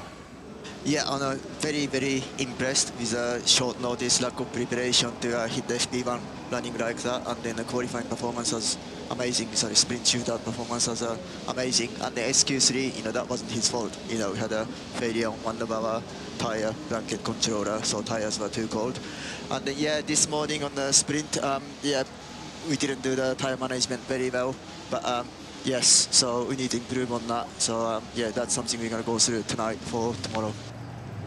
Ayo, can you maybe just put a bit more meat on the bone there, just to explain to people at home when you say you didn't do a good job on tire management? What does that mean? Is that about you guys from the pit wall not setting the right pace targets for Ollie to follow? Is that about him in the cockpit, needing to feel the tire slip and needing to understand himself how to manage it? But just maybe explain a little bit to people at home how management works. Yeah, sure. Yeah, it's not just a lap time. You look at which corner puts energy to the tires, and also depending on circuit, where we can look after tires in terms of traction, how you go on power, and then especially the initial stage when you're bringing the tires in, you got to really look after them properly. Otherwise, if you do damage at the initial stage, it's permanent. So that, first, let's say 5, 6, 7 laps until the temperature is getting there is the critical phase. Was there any discussion when Ollie went wide and he lost all that time before confirmation that he'd gone over the track limits? Was there any discussion to say, look, just abandon this lap, recharge the battery, you've got time to go again? No, Crofty. So in the final session qualifying, you only have fuel for one time lap. So that's it. So even if you had time, you won't have fuel to complete another lap. That's a very good point, because you've got to save that litre for the sample for the FIA. Now, we're riding on board as well with the safety car, and we're looking at the track conditions. As a team boss, you're going to be happy to go and qualify in 23 minutes' time if they give you the green light? Obviously, I haven't seen everywhere around the lap. I understand the race control had some concerns on the standing water somewhere around the track, but I do worry about daylight as well. It doesn't look great to me. It does look very gloomy, doesn't it? Yeah. And what do you do? Does your team manager, Peter Corolla, does he get in contact with race control? Can he say his piece on that one? And I don't think it's light enough. That's our view. Is that what's going on? Yes, I mean, we don't want to bother race control all the time, but yes, Pete, our team manager, has passed on that message to race control from our side. And what do you think the schedule will be like tomorrow, Ayo, if we have to qualify in the morning? Will the Grand Prix still start at the same time, or do you expect them to make some sort of shift in terms of the day schedule on the whole? I don't know exactly. That's my honest answer. But yeah, qualifying would be early in the morning. But then again, we got some rain expected tomorrow morning as well. I think that's the problem, isn't it? Ayo, thanks ever so much indeed. Well done with the football, and let's hope it's a double celebration for you at some stage after qualifying. Thank you, Crofty. Yeah, well, it's no stranger to wet weather because 16 years ago today, Lewis Hamilton became an F1 World Champion in that dramatic last lap when the rain came down even harder. So, 16 years on, not much changes here at Interlagos. 16 years then since ITV's last ever F1 broadcast. Blimey, how time flies. I still remember that day. I was commentating. I was in the front room, and it was the only time I remember the entire family enjoying a Grand Prix like that. And everyone being surprised. I won't admit, because it'd been so long, and never in my lifetime had we had a British world champion. Even I was a little bit unbiased and was so happy that Lewis was world champion in 2008. But everybody says, and it still does, my heart goes out to Felipe Massa. Such an emotional day 16 years ago, blimey. Looking on though, Amy, back into the pit lane once again now has come Bert Mailander. We're due to go in 20 minutes time, but the longer this goes, the longer I think this is not going to happen. As Megan said, that radar, it's not going well, is it, at the moment? We're just sort of in no man's land. We're just waiting for a confirmation or a delay or whatever. Yeah, just waiting, and then we're going to hopefully get going at some point, but hopefully it will definitely be worth the wait this session. But yeah, it's been an interesting couple of hours here at Interlagos. Have you seen this? If Yuki Tsunoda, if not a driver, would have been a top chef or footballer, his guilty pleasure is singing, and a fun fact, he loves food, and he now looks like he's mortified with that one as well. He does love food. That little man can eat. Let me tell you something. I saw, even before he was in Formula 1 when he was a test rider, I saw him go between 3 different... That was in 2019, by the way, at Barcelona. I saw him going to 4 different team things and get food. Ted. Box and look left. Should I wave to you? Can you see me? I'm down outside in the pit lane outside the... I can see you. You're down by Ferrari. Ferrari, exactly. So let's have a look at the scene down here in the pit lane. What an image that is, Fred Vasseur. I mean, he's a handsome man at the best of times, but that's almost sort of willing the rain to stop, because, of course, we've been saying already, Ferrari saw this weather coming and have taken some measures in their car setup to make them much more optimistic as to how they are going to go in these wet conditions. So while you might think McLaren are kind of, no, let's not do this, and if we can stop the weather, when A, that would be impressive, and B, that would be better for us in terms of our competitiveness, for Ferrari, it's the other way round. They fancy their chances in wet conditions, as I'm sure does Lewis Hamilton. So I don't actually see Hamilton in the Mercedes garage at the moment. For that matter, I don't even see George Russell, but it's a hive of activity down here, as I think they're all just waiting to see what's happened. Peter Bonington, Bono, has got a nice mug of tea, and who knew that Bono had a carbon fibre cup of tea as well? Does it actually say, I can't get close enough to see what does it actually say Peter Bonington on it, or does it say it's hammer time? Lee, can you zoom in on what it says on Peter Bonington's cup of tea? Oh, it's actually just the name. Oh, it's Cannondale. Oh, I see. Right, it's a bike manufacturer. Of course, Peter Bonington is a very keen cyclist. And let's just see if I can interrupt Bradley Lord, who's just looking at the weather radar on here. Can I come a bit closer, or is this all too secret to see, Bradley? It's just the weather radar. Well, I don't know. It might be your secrets of engineering the car on George Russell's side. So what's the weather radar saying at the moment? We've got our own weather radar, whereas we can have a look. But yeah, tell us what you can see.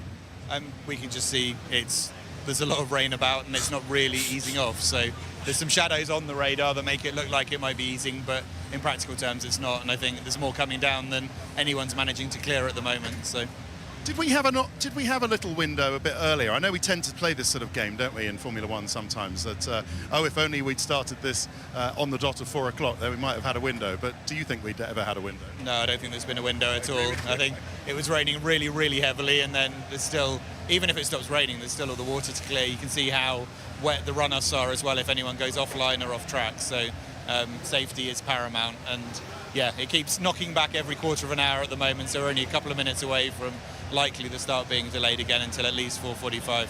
You're old enough to remember the exit of the Senna S and the little river that used to run across the track. Yeah. Yeah, and apparently on the resurfacing, those grooves that help clear the water are still there, but fewer in number than they used to be, and certainly on the grid slots as well, there aren't the same drainage slots and things like that. So it's also an unknown how this resurface circuit would be in wet conditions. So that's another factor that the race director will be taking into consideration. Okay, all of the mechanics did great work. How much did they change between the sprint race and this qualifying session? Let's talk about your sort of competitiveness. Not too much. A couple of tweaks and a couple of modifications just to try and help the drivers feel more confident in the car and get a better balance. But we actually saw with George, the handling was far from perfect, but when he wasn't managing the tyres, and there was some management necessary for us on that medium in the sprint, the pace was pretty competitive. So just trying to eke a little bit more out within the limitations we've got this weekend. Okay. And you told me after the sprint race you had to raise the car slightly, as lots of people did, to avoid the bumps. Obviously in the wet weather, that's a great bonus. In fact, everybody will be doing that based on whatever their forecasts are for tomorrow. But what are your chances if it stays in these conditions for the Grand Prix qualifying and the Grand Prix itself? I think we'd hope to be pretty competitive. I think when it has been wet so far this year, I think back to Lewis in the damp at Silverstone or qualifying at Spa, we've had a pretty good showing. We know another that, delay, 45. Driver talent and driver ability comes to the fore, and both George and Lewis are fantastic in the wet. So yeah, certainly we'd be feeling we've got a good chance of a strong showing. Okay, and just finally, you want to give our viewers any best guess as to what kind of qualifying we will have? Would it be a Sunday morning kind of thing, which would be sort of lunchtime Sunday lunch, or can it be based on any other session? I think it'd be a Sunday morning qualifying, probably just before people in the UK are having Sunday lunch, and then a race, early, sort of late afternoon and early evening is the most likely outcome, a bit like we've done in Japan a few times in the past. And what happens if there's no qualifying? Excellent question. I think that's a question for Ron rather than me, but well, then there wouldn't be a race. If it's not conditioned. I'm answering my own question here. I don't know. I think we find a way to set the grid. Whether that's based on the sprint or the qualifying session from the sprint, I'm not sure, but there's always a mechanism that they can find in order to do that. Okay, all right, so I'm just seeing over my shoulder here that it's just flashed up on the main coverage, Crofty, that we have at 16:45 local time, so that's another half hour. All right, well, listen, Crofty, any questions for Mercedes down here in the garage? Apart from Toto Wolff chose the right race not to come to, didn't he? Yeah, absolutely. Well, my question was going to be, as you're talking to Bradley Lord, Director of Communications at Mercedes-Benz, is he Toto Wolff this weekend as Toto's not here, and does he get to sit in Toto's chair? Crofty always with the cheeky question, Bradley. He was saying, are you Toto Wolff this weekend, and do you get to sit in Toto's chair? I can answer that half. The person sitting in Toto Wolff's chair is actually Kimi Antonelli, is he not, this weekend? Well, we've taken the chair away, so we're all... Have you? Where is it? Where's the chair? It's in the back of the garage. Where's it gone? It's just round the back. What's there now? Just a space in which those of us who are here can stand. Can we have a look? By all means. Oh, wow, okay, right. Well, you lead on. Well, you started something now, Crofty, haven't you? So it was a very good question as to what's happened to Toto Wolff's chair. Oh, Bradley's absolutely right. So there's nothing here. You're right, Lee. Don't show anything sensitive on the car. There is absolutely nothing here. So come on, Lee. There you go. Here you go. In here. There is the Toto Wolff area. So in qualifying, I saw... Ted, get Lewis. Lewis. Race. I saw get Kimi Lewis, Antonelli Ted. standing here. So you're in your normal place, having a look at all the interesting stuff over there. Yeah, exactly. Myself and Kimi were here. Kimi's actually had to head off now because he's testing in Qatar next week, so he's got a flight this evening. And Toto is back at home and very much present on the intercom and even potentially watching us at the moment. So. Can you say hello to him, Ted? Can I say hello to Kimi or to Toto? To Toto. Get on the intercom. Say hello to him. Oh, I see. Toto is on the intercom. Yes, that's a very good point. So which button is actually Toto on there? He won't hear me unless I'm on a headphone. Well, I could just interrupt him anyway. Well, the only ones I can say, the only ones I can see, press the button. You'll be fine. Come around. It's Pitwall, Marcus George, Lewis Bono. It would be odd, really, for Toto's position here to have Toto on there. Oh no, there it is, TW. Yeah. No, is he not shout there? in the microphone. Shout in the he microphone. He will be there, but he won't hear me. Okay, all right. Well, listen, I'll press it anyway and say, "We miss you, Toto." There you go. He won't be listening. Bradley's I bet now he listening. will. I bet he will, and I bet he's on the phone now to Bradley Lord saying, don't let that man in our garage again. You get me into all sorts of scrapes, you two, honestly. Okay, well, listen. Sorry, Crofty, go on. I was just saying, do you know what I love? the fact that you thought Kimi Antonelli was sat down when there's no chair there and he was obviously standing up. I know he's not the tallest driver ever, but you know, you could have spotted that. Honestly, don't be cheeky. So, yeah, I mean, listen, that's a little snippet about Kimi Antonelli. He's tiny. What's the next? The next race we go to obviously is Las Vegas, but then Qatar is there. So that's interesting that next year's Mercedes driver is now going to Qatar, and I know it's testing with a previous spec car, but well, for Mercedes to go to Qatar with it would be a 2021 car, wouldn't it not? It would. Or maybe they could get the 2022 car. Yeah, it's a two-year-old car, isn't it, Karun? Obviously, there's not much, you know, that can be sort of transferred, but well, you never know. Some little update on conditions from Kimi Antonelli's test at Qatar before we go there in a couple of races' time. Not suggesting there's anything trick about that. It's just all allowed under the rules. But fortuitous, you might say. So that was an interesting little snippet. Kimi Antonelli testing in Qatar. Yeah, I mean, there's rules and regulations as to what they can and can't run in these test sessions. But the main thing is that Kimi Antonelli is just getting time at tracks that he won't have raced at before, and getting some very useful experience. And that's what a lot of drivers coming into Formula One have been doing for some time now. Well, Mercedes are doing the job that really drivers used to do 10, 15, 20 years ago in terms of preparing to come in. You know, the team said to me he's going to do over 10,000 kilometers before the first test next year, which is kind of what Lewis Hamilton did if you go back to 2006 with McLaren. So, yeah, you know, they've got to give him every opportunity to be ready when we get to Melbourne next year. Safety cars going out again, the rain continuing to fall. There hasn't really been a gap here. The rain might have eased off, but there was a lot of standing water. The drains were struggling to drain all that water away, and some of the grassy verges on the side of the track resemble Glastonbury after a downpour and a couple of days with 150,000 music fans trampling over them. It is very, very muddy. And officially, estimated time of qualifying starts in 25 minutes. We'll keep you posted. In the meantime, let's head down to the Haas garage. Rachel is with Ollie Behrman. Well, Ollie, I've dragged you out of hospitality where you're staying nice and warm and dry, but I guess you'd rather be out there right now.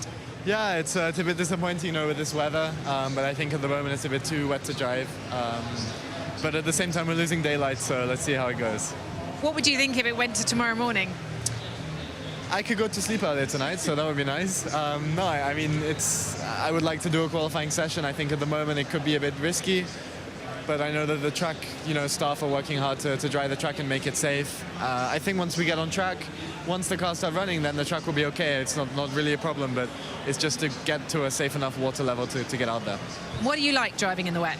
Well, I haven't really driven F1 in the wet before. I've done one day, a Pirelli test actually with Ferrari, so at least I've driven the car in inters and wets. It's very different, you know, it's moving around a lot more and there's lots of standing water, but I think this track looks pretty fun in the wet. And I was watching all of Max's onboards from 2016 when he was passing everyone, which was pretty cool. That's a good way to spend your time right now, watching those, just to see if those are going to be the conditions. But what about another series? How have you got on in the wet? Do you enjoy driving in the wet? Yeah, I quite like it. It's always more fun, always less predictable. You know, it's very open when it rains, so hopefully we can have a good one. All right, thanks very much, Ollie. I'll let you go back in the dry and warm. Thank you. So 4:22 it is in the afternoon here in Sao Paulo. Official sunset is in almost exactly 2 hours. Yeah, so we'll just quickly talk because they've gone back to Simon then, up here in the box. Safety car's still going out there, Omi, and we're still in the official world feed stage. We'll throw back to Sky in a second now that they've gone away from the comms box, but wonderful access there to the pit lane as well, and to see it all. Valtteri Bottas has gone out to the fans to say hello, but I mean, the key things for me right now is visibility is poor, the surface is shiny, there's going to be no grip there. I can't see this happening, especially as it looks like on the start-finish straight, the lights from the lights that are there for the endurance race have taken over the natural sunlight. Yeah, absolutely. So it does appear like that it might need to go down to tomorrow, as well as Bottas entertaining the fans, as you mentioned. We get a bit of driver profile from him. his first job was a car mechanic. He's got a reindeer called Rosa, and a fun fact about him, he actually does hold the military rank of corporal because of the Finnish national service. So he's Corporal Bottas coming out there as well. There's Joe Guanyu, not even at the garage actually, looking at it at the moment. So we're just waiting to see. So estimated start time is now in 20 minutes time at 16:45 local. So that's what we're in for right now, just continuous delays. And I suppose that is the bad side of this, as Carlos Sainz now comes out to take a look at the conditions himself in there. Rain's getting worse. Right, let's head down then until we have an update. Let's get the latest from Sky Sports as well. For normal weekend, it says that if qualifying doesn't go ahead or if the driver doesn't set a lap in qualifying, it goes back to P3. It also says that for sprint, if there's no sprint qualifying, it can go back to P1. So that's in the regulations, but there isn't actually this case covered where if we don't have Saturday qualifying on a sprint weekend, where it goes. So depending on which team read the regulations, I think every team will have a different view on what session it should go back to. And they'll all be lobbying for their best position. Pushing in one direction. But the only thing that is explicitly written in the regulations is that it could go back to P1. Now, we don't know. They'd have to, either way, either if qualifying goes to Sunday morning, depending on which sessions they choose to set the grid, that'll need another directive from the FIA, so it'll be like published as an extra. You know, we get the FIA documents published, it'll be published as an update to the regulation, because even in regulations you're not meant to run a qualifying on Sunday morning, so either way there'll be a change of regs. I don't think there's anything else to add to that. I think if it does end up being tomorrow morning, because it doesn't look like the water's, you know, as Damon said, he's got a great video of it. There's lots of water out there, and at the same time, we're losing visibility. So there is a likelihood it could happen tomorrow if that's the option they choose. But that will make it a very draining Sunday. I mean, qualifying, 3 qualifying stints, and then on top of that, a Grand Prix. It's a demanding day for the drivers. The problem is, if it's like this tomorrow, you know, it's very, very tricky. The problem with this track, as you know, I said it drains because it's on a hill, but we've got this long run up from Zhengzhou up towards the start and finish, and it's always a corner. And we saw, was it Fernando had and Mark Webber had the most monumental shunt up there as well. And Alonso. You know, it's bad enough if you're going down a straight because you aquaplane and the car could go anywhere, but when you've got constant corners as well, trying to accelerate, and no visibility. Coming off the back of this is the issue. Yeah. Tons of water, Omi, coming off the back of the safety car there, coming into the pit lane. And I think the biggest problem right now is that back straightaway. It's the start-finish line, isn't it? As, let's hear from Jack Doohan with Rachel. In your role as reserve driver, you have to do a lot of waiting around, but the drivers out there today are doing the same right now. The car, though, with Pierre in the sprint earlier, looked pretty good. Yeah, exactly. You know, I don't know how the wet's going to favour us. You know, it's a new track surface as well. Apparently it's quite slippery in the wet and damp conditions, so it could create opportunity in the race, but the qualifying, we want to be starting farther, far up the grid anyway. So we were quite happy with the dry conditions. If we can get running though today, that would be great. It's opportunity though, isn't it, wet running? I mean, because anything can happen, and when you're in a position like you're in, you need some points on Williams right now as a team. Yeah, exactly. You know, we took a great 2 points today, which is an equivalent to a strong P9 finish, knowing that we had, you know, Perez and also Hamilton behind us, which if that was a normal race, most probably they would have came past us. So knowing that tomorrow P9's looking like, you know, to be a strong target. If we have the car that we had today, same conditions, you know, that would look quite promising, but this weather has just put it all up in the air. You do a lot in the sim. What's this car been like? Have you done Brazil in the sim in the last week? I have not, no. I will be doing a wet Pirelli tyre test in a couple of weeks, but definitely not here in Sao Paulo. You know, I do really enjoy the wet. I haven't drove a Formula 1 car in the wet yet either, so it will be great knowledge ahead of next year. All right, thanks very much, Jack. Thanks. Thank you so much. Simon? Well, this might be the Brazilian Grand Prix, and the chant was normally ole, ole, ole, Senna, Senna. That's going on, but it's being drowned out by ole, ole, ole, Franco. Franco, what does this mean to you, my man, to have this kind of support here in South America? It's great to see. It's very nice to see all the support. Yesterday was a very sad day for me. I didn't enjoy the day too much, but today in the morning I woke up in a good mood. I was happy to be here again and to see all these fans, all these people that are supporting, and they are so passionate to win the sport, and now to have an Argentinian driver, it's it's very nice to see how much they are enjoying with me, you know. And I am extremely grateful for all the effort that they have done to come all this way from Argentina. Some they have been traveling 2 days on a bus, and you know, I hope they are not getting too wet today, but I really appreciate all the effort that they have done to be here. I was really sorry to hear about your news, my man, but apparently flights from Buenos Aires to Sao Paulo have sold out. That's the effect that you are having on this sport, on your countrymen, on people who love motor racing, love sport. We know that Argentines get behind their sporting stars. Has this taken even you by surprise? Well, no, I always knew how the Argentinians were. They are very passionate about their athletes, and they are very supportive always. Yeah, the airlines should be happy about it, I guess. About the Colapinta, they are pretty happy about it, probably. But the fact it's for you, man. Like, this is all for you. Yeah, I know. And it's crazy to think, you know, about something of this happening a couple of months ago. I was not expecting this year to win F1, and when Carlos got announced, I thought not even next year I was going to be in. So, you know, to get this surprise and to have had so many good results so far, it is a great way to start my journey into Formula One. And yeah, very excited for the future, for what's ahead, and now to get my first outing on the wet soon. So look, new experiences every weekend, new challenges, race after race, and yeah, just getting all that experience under my belt, it's going to be great for the future. You're impressing everyone in the sport. You've ignited a fire that few of us have seen in a fan base in Formula One. Long may it continue, my man. Good luck in qualifying. Have a great rest of the weekend. Thank you. We've just had it confirmed to us again, Omi, that the start of qualifying, the estimated time of qualifying start is now at 5 o'clock local time. That's in another half an hour. We haven't even got to the 16:45-minute delay. They delayed it again. But that's a 2-hour delay, Omi, to qualifying. That's insane right now, isn't it? As we're going to hear from Felipe Drugovich now. Quickly, word from you. Do you reckon this is going to happen? I personally don't think it's going to happen with the rate we're going at it. Let's hear from Felipe Drugovich now with Simon and the gang. Is getting here. We know how passionate Latin American fans are. You must feel the love coming back here. Yeah, for me it's always crazy how, every time I come here. You know, first time I come here was as a karting driver in 2011, and I was one of them, you know, at the grandstands. And now for the past 3 years coming here, even though it's reserve driver, it's such a great thing for me. You know, they are sometimes shouting my name on the main straight, and it's something crazy for me that I wouldn't imagine it would happen one day.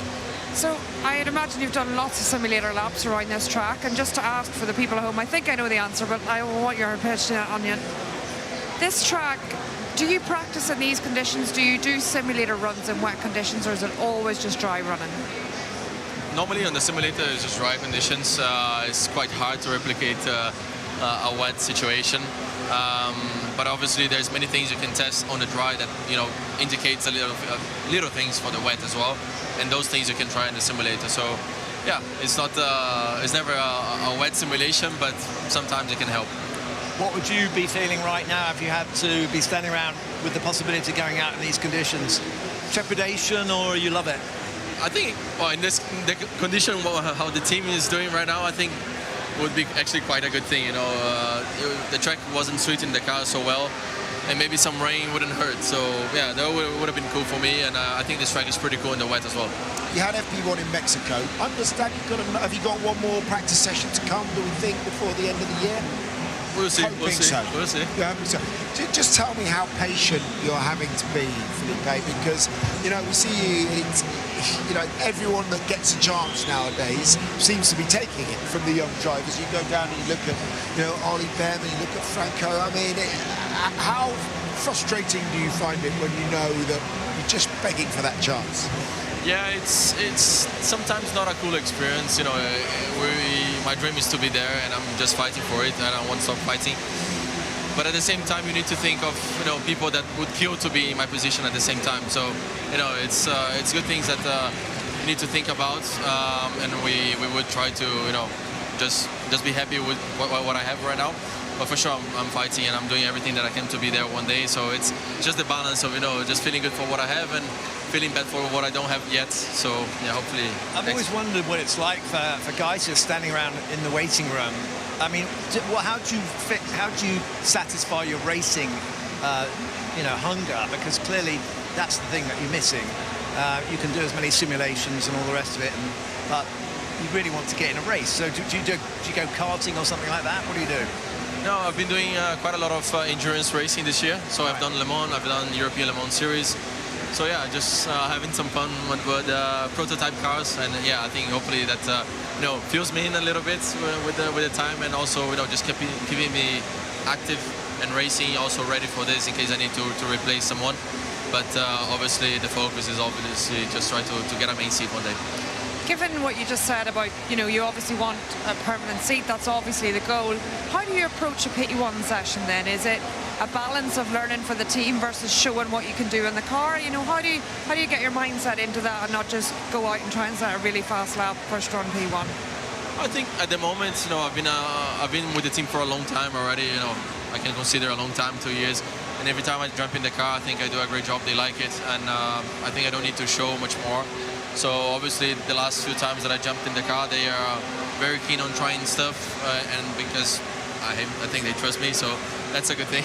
And yeah, that's the main goal. I think just doing the job for the team. Obviously, if I can have some fun at the end, I will try to do it. But obviously, it's, you try to be very safe with the car as well. When you talk to members of the pit crew, obviously in recent years you've had Sebastian Vettel in there and now Fernando Alonso. It's amazing what they say about what they learn from a double world champion like Fernando or quadruple world champion like Sebastian Vettel. In your position, I know you have your own racing that you do and you're focusing on, but how much do you try to learn? Do you try to absorb as much as you can from what Fernando is doing and how he goes about his race weekends? Yeah, I try to live with the team, just be in the same mood as the team and try to help them as well. Like I have my own computer, just trying to look at the data and videos, trying to help the team spot a few things, different things, what the other drivers are doing, other teams are doing, and try to give my feedback.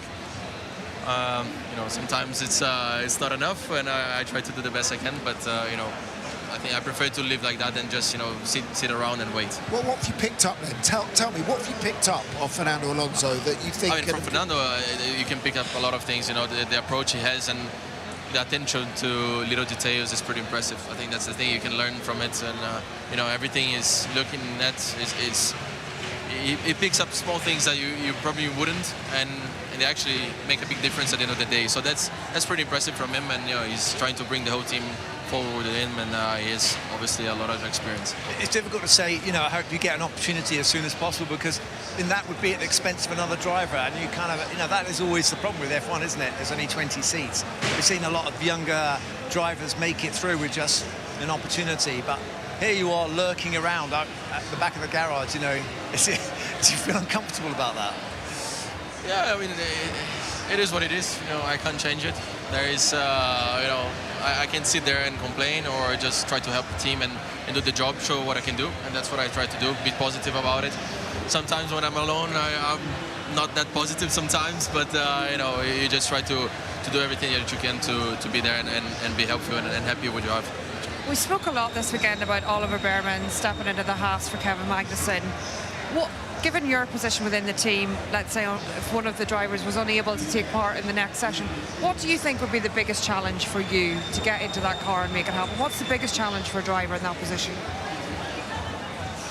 I mean, I think in terms of racing, I think, just trying to understand every compound of the tires. I think the tires are pretty complicated to understand the difference of them, especially like if you jump in a sprint race weekend like this, you probably go for practice with one set of mediums, and then you go to the softs, and then you go for quali already new tires again, so you only had one experience on tires. So I think that's the most difficult thing, just trying to understand the tires and how to work with the team.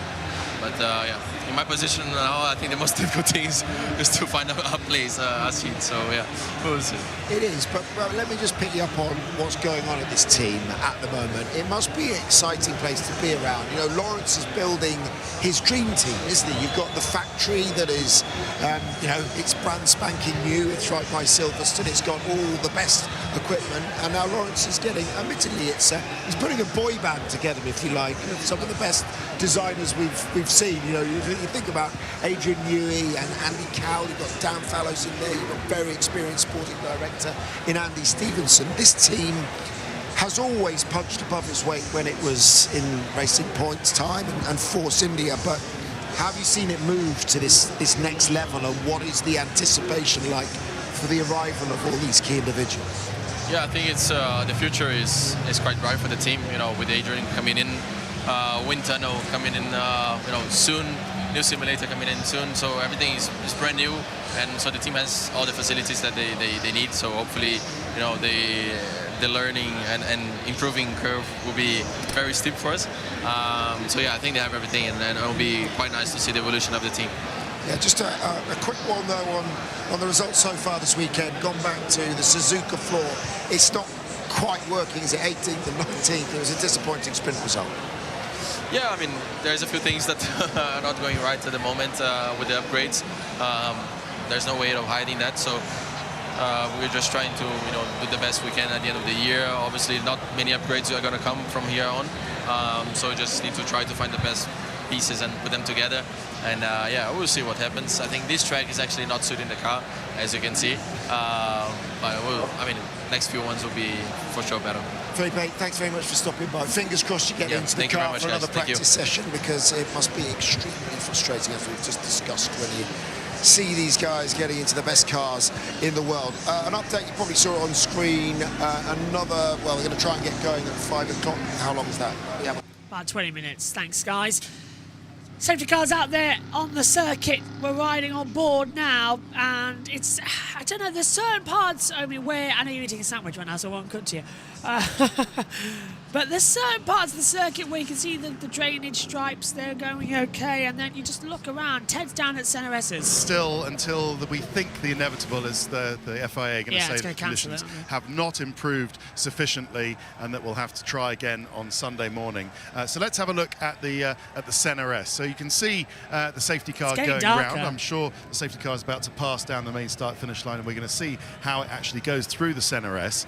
And well, first of all, you've got to say that the crowd is still in the grandstands. You can see there the city of Sao Paulo, always ahead, says the logo. And then let me show you that sort of river of water that goes down just by the crash barrier on the outside of the Center S. You can probably see the sheen of the water, the difference in the appearance of the tarmac just by that advertising hoarding. If you just follow it down, you can see where that little river of water actually hits the curb, and then there's the change of that the change of the diamond cut surface, which, as we were talking with Bradley Lord from Mercedes, is still there, but it isn't as wide or as sort of widespread across that part of the corner as it was in the old surface. So yeah, the safety car is just coming down the main straight now, and I think even if that is not going at full pelt, then it's really impossible to see how a Formula One car, 1,000 horsepower, and even with the full wet tyres, which can displace so much water,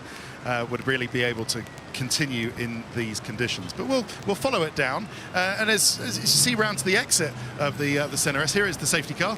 So is it actually going full pelt? Well, it's giving it some. It hits the curb just on the outside. You never know, David Croft. This might actually. Oh wow! Did you see the water that it was splashing up on the exit curb of the Center S there? Okay, that's not possible. So as you see on the main feed, Fred Vasseur with literally his head in his hands, Crofty. Yeah, so we're just waiting for the inevitable cancellation. I would imagine in about 15 to 16, 17 minutes time. What do you think, Crofty? Cheers, Ted. Well, yeah, we cut to that quite late, actually, as well. And we've got an image now on our screen of the safety car, so we'll show it to you now. This is the current weather conditions that we've got out here at this circuit. It's very bad. There's a lot of spray out here. And, Omi, I thoroughly doubt the fact that we're going to get this one going. There's so much spray for that safety car to handle, so much of the exterior being thrown up. As we cut back to you, as guilty pleasure for Frederick Vasseur's ice cream, his favourite pastime is skiing, and if he was not in F1, he'd be an ice cream producer. Yeah, I kind of agree. What do you think? I mean, I think we're getting towards the point where it's done, and he's laughing at his own profile now on the FOM thing. But yeah, I think it's dark, it's miserable, and there is Stefano Domenicali, and I think even he's going around saying, yeah, it looks like we're probably done for today. Yeah, absolutely. We've tried quite a bit, but it doesn't appear like we're going to be able to get going. The rain continuing to calm down as well. And doesn't seem to be easing anytime soon, of course, and it continues to get darker as well. There's the safety car now on the circuit on the world feed. We'll cut to it quickly to show you the images of what's happening out there on the circuit as it's force majeure. So this is coming through, and you can see even not at full pelt, Omi, there's a lot of standing water, there's a lot of rain out there. Yeah, this is the worrying part here, isn't it, where it comes in. You can see how bad it is and how much water you've still got from the safety car at the exit. Yep, absolutely. An incredible amount of water on the circuit with the safety car just rotating it around. So the F1 car, it would be aquaplaning off left, right, centre. So yeah, it's going to be hard to get a session going today. So most likely tomorrow. Yeah, we're running out of time, and the first aim will be to do it tomorrow morning as well. Lauren Mikis, favourite game is chess, favourite music is U2. Fun fact, finally got to go on honeymoon about 3 years late as well. That's about the average time that when he was Ferrari strategist, it took for them to decide what to do in the pit stops as well. So it's about bang on for him to be 3 years late. Yeah, so we're still waiting. Let's head back to Crofty. So when we can go away, and I'm not quite sure it's going to be during close season. Oh, the first world problems. Oh, F1. That F1 brings us on that one. 4 years late on your honeymoon. Yeah, we went in, 3 years and 3 months. She still loves you then. So this is the scene. Officially, we have an estimated time of 5 o'clock, which is in 15 minutes, to see if we can get qualifying going. I can't see it. You can't see it. And we've just had it come through. Officially, the start of qualifying is postponed. So it looks like, Omi, we're going to come back tomorrow to try it again. Qualifying has been postponed until Sunday morning. That is official here. We will not have a Saturday evening bonanza in Brazil. We will have to do the Samba on Sunday morning to set the grid. Qualifying is postponed until Sunday morning. The time still to be decided. I think, Omi, the correct decision is too bad out there. Yep, absolutely the correct decision. Too bad up there. So rather than waiting around even longer, we're just going to throw it to tomorrow, where it could be even worse, but we'll have to just try and get on with it and see what we're able to do. Let's get the thoughts of Sky F1 then before we head off air as well from this accident day. First and foremost, if we can't, yeah, absolutely, James. If you can't get qualifying done tonight, you'll try and get qualifying done tomorrow. But the weather forecast is not good for tomorrow morning. It's really bad. So just so we're explaining maybe to people at home, the message that's come up on the screen says start of qualifying is postponed. The previous message all said estimated time was XYZ. But it doesn't actually say the words until tomorrow. So no, it doesn't. We're trying to make an assumption here. Yeah, I think we're making an assumption based on they've taken the time away. Exactly. So there might follow a we can't run it today message coming up. So what would you, if you were the stewards, and we couldn't get qualifying going tomorrow morning, and yeah, that's still a big if. We don't. They haven't given us time for tomorrow though. Do you think would be a fair and reasonable way to set a grid for the Grand Prix tomorrow afternoon? Honestly, I think we've had one qualifying session. Yeah.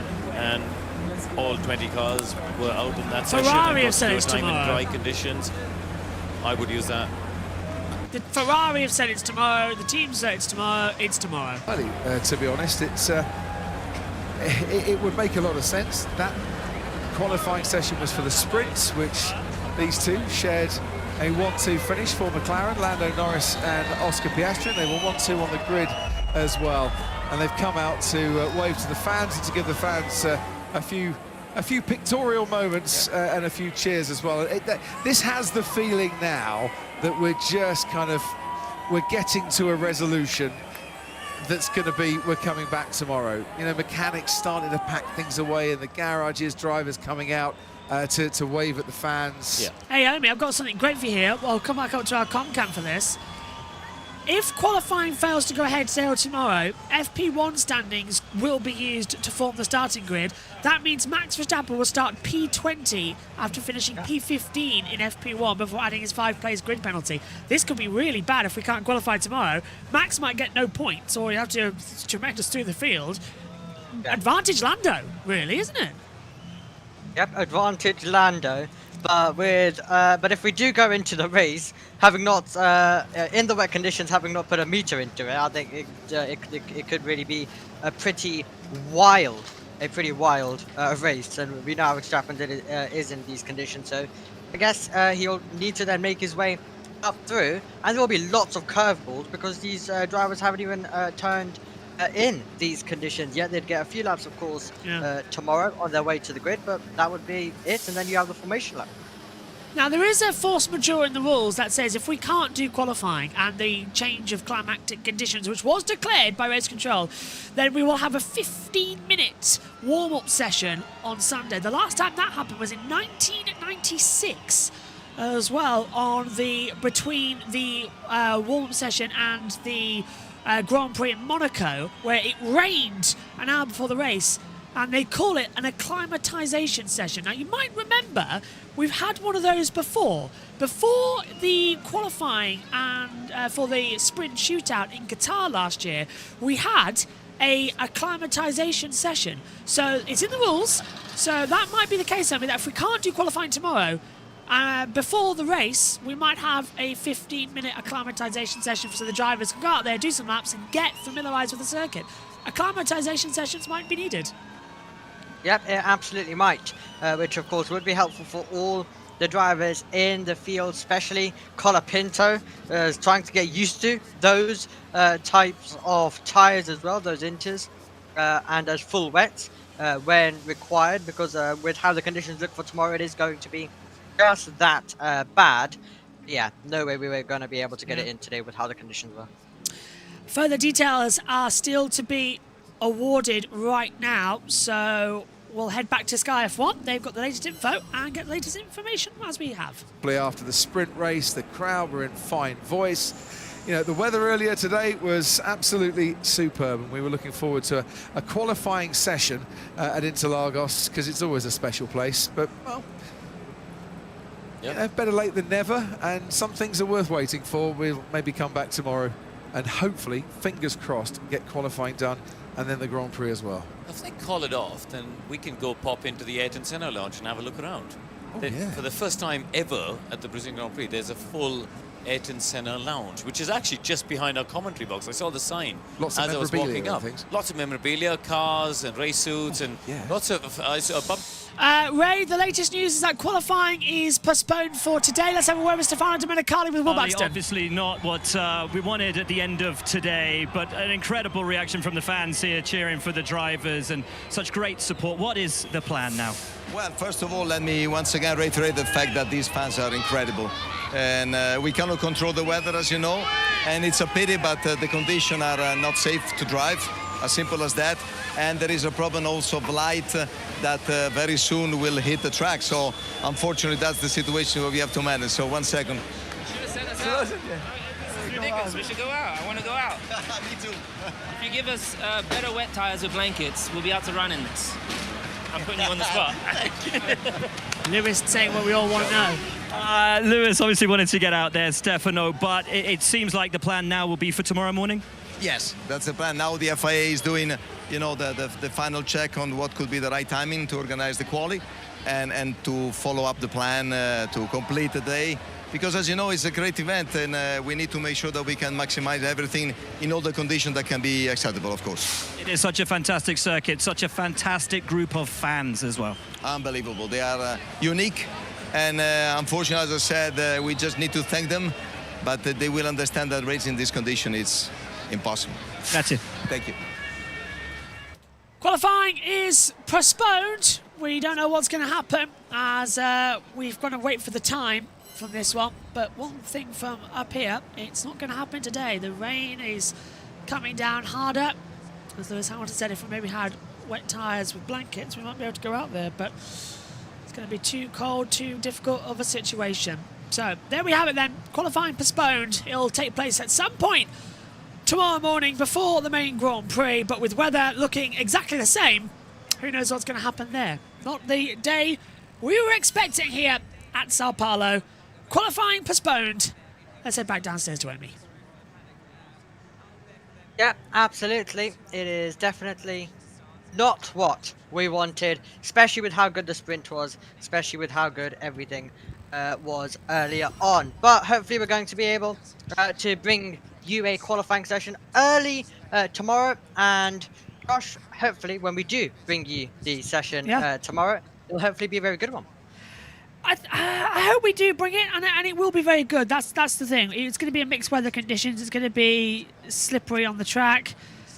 It's going to be fun, but we're just going to have to wait for it. And the problem is, it's just that it has not stopped raining the entire time we've been on here. It was raining an hour before, and it's just not stopped. We've never had a window to clean the track up. They've tried the hardest, but it's just too much out there. There's too much level of water. So we are in a postponement. All the systems will now freeze. Everything will stay exactly as it is, and we'll get going tomorrow for qualifying at a new time and a new location. Still don't know when that's going to be, though. No news at the moment from the FIA. So I don't know if you want to stay on here until we have it and get some more interviews, or if you want to wrap it up. I don't know what you're happy with. Well, whatever you're happy with, actually, in terms of that. There's no one to get interviews with as well. Let's head down and hear what Sky's got to say with Bernie Collins then, if we're waiting around. Conditions, so it's going to be quite hectic in the garage. They've gone through it before. They will have procedures in place for it, but there'll be a significant amount of work for those guys tonight, and then for all of us, a very early start tomorrow. I'm gonna do a lot of research. So I've got lots of things to say tomorrow because we're going to probably have a long day.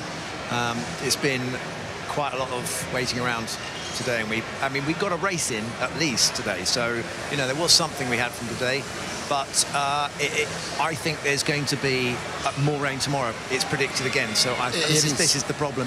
I think we might be from lunchtime sitting here wondering whether they're going to delay the race as well. I spoke to, there's a local guy that works with Aston at this event, and he was saying that tomorrow he thinks it is there's rain tomorrow, but a lower, more consistent level through the day. So not the big downpour that we had today. So if it's like that, a lower level of consistent rain through the day, we should be fit to get qualifying and the race underway. Let's hope this forecast is right. Exactly, but if they don't get qualifying in, it is down to the discretion of the stewards as to what sets the grid order. So that could be anything from the weekend so far, whether that's a practice session, whether it's sprint or whatever. We have had official confirmation, by the way, that it is postponed to tomorrow. No official start time. It's to do with the lack of visibility and safety for the drivers. Keep an eye on Sky Sports News for the schedule for tomorrow, but we're going to go now. We'll leave you and we'll see you for a very busy Sunday. Ted's Notebook is next. Bye-bye. Well, there we go. There we go. So Sky heading off then. So we'll actually do the exact same. So Joshua Birch, well, we did get a sprint race earlier on today. So what's your final thoughts from Saturday then, looking ahead to what could be a very busy Sunday?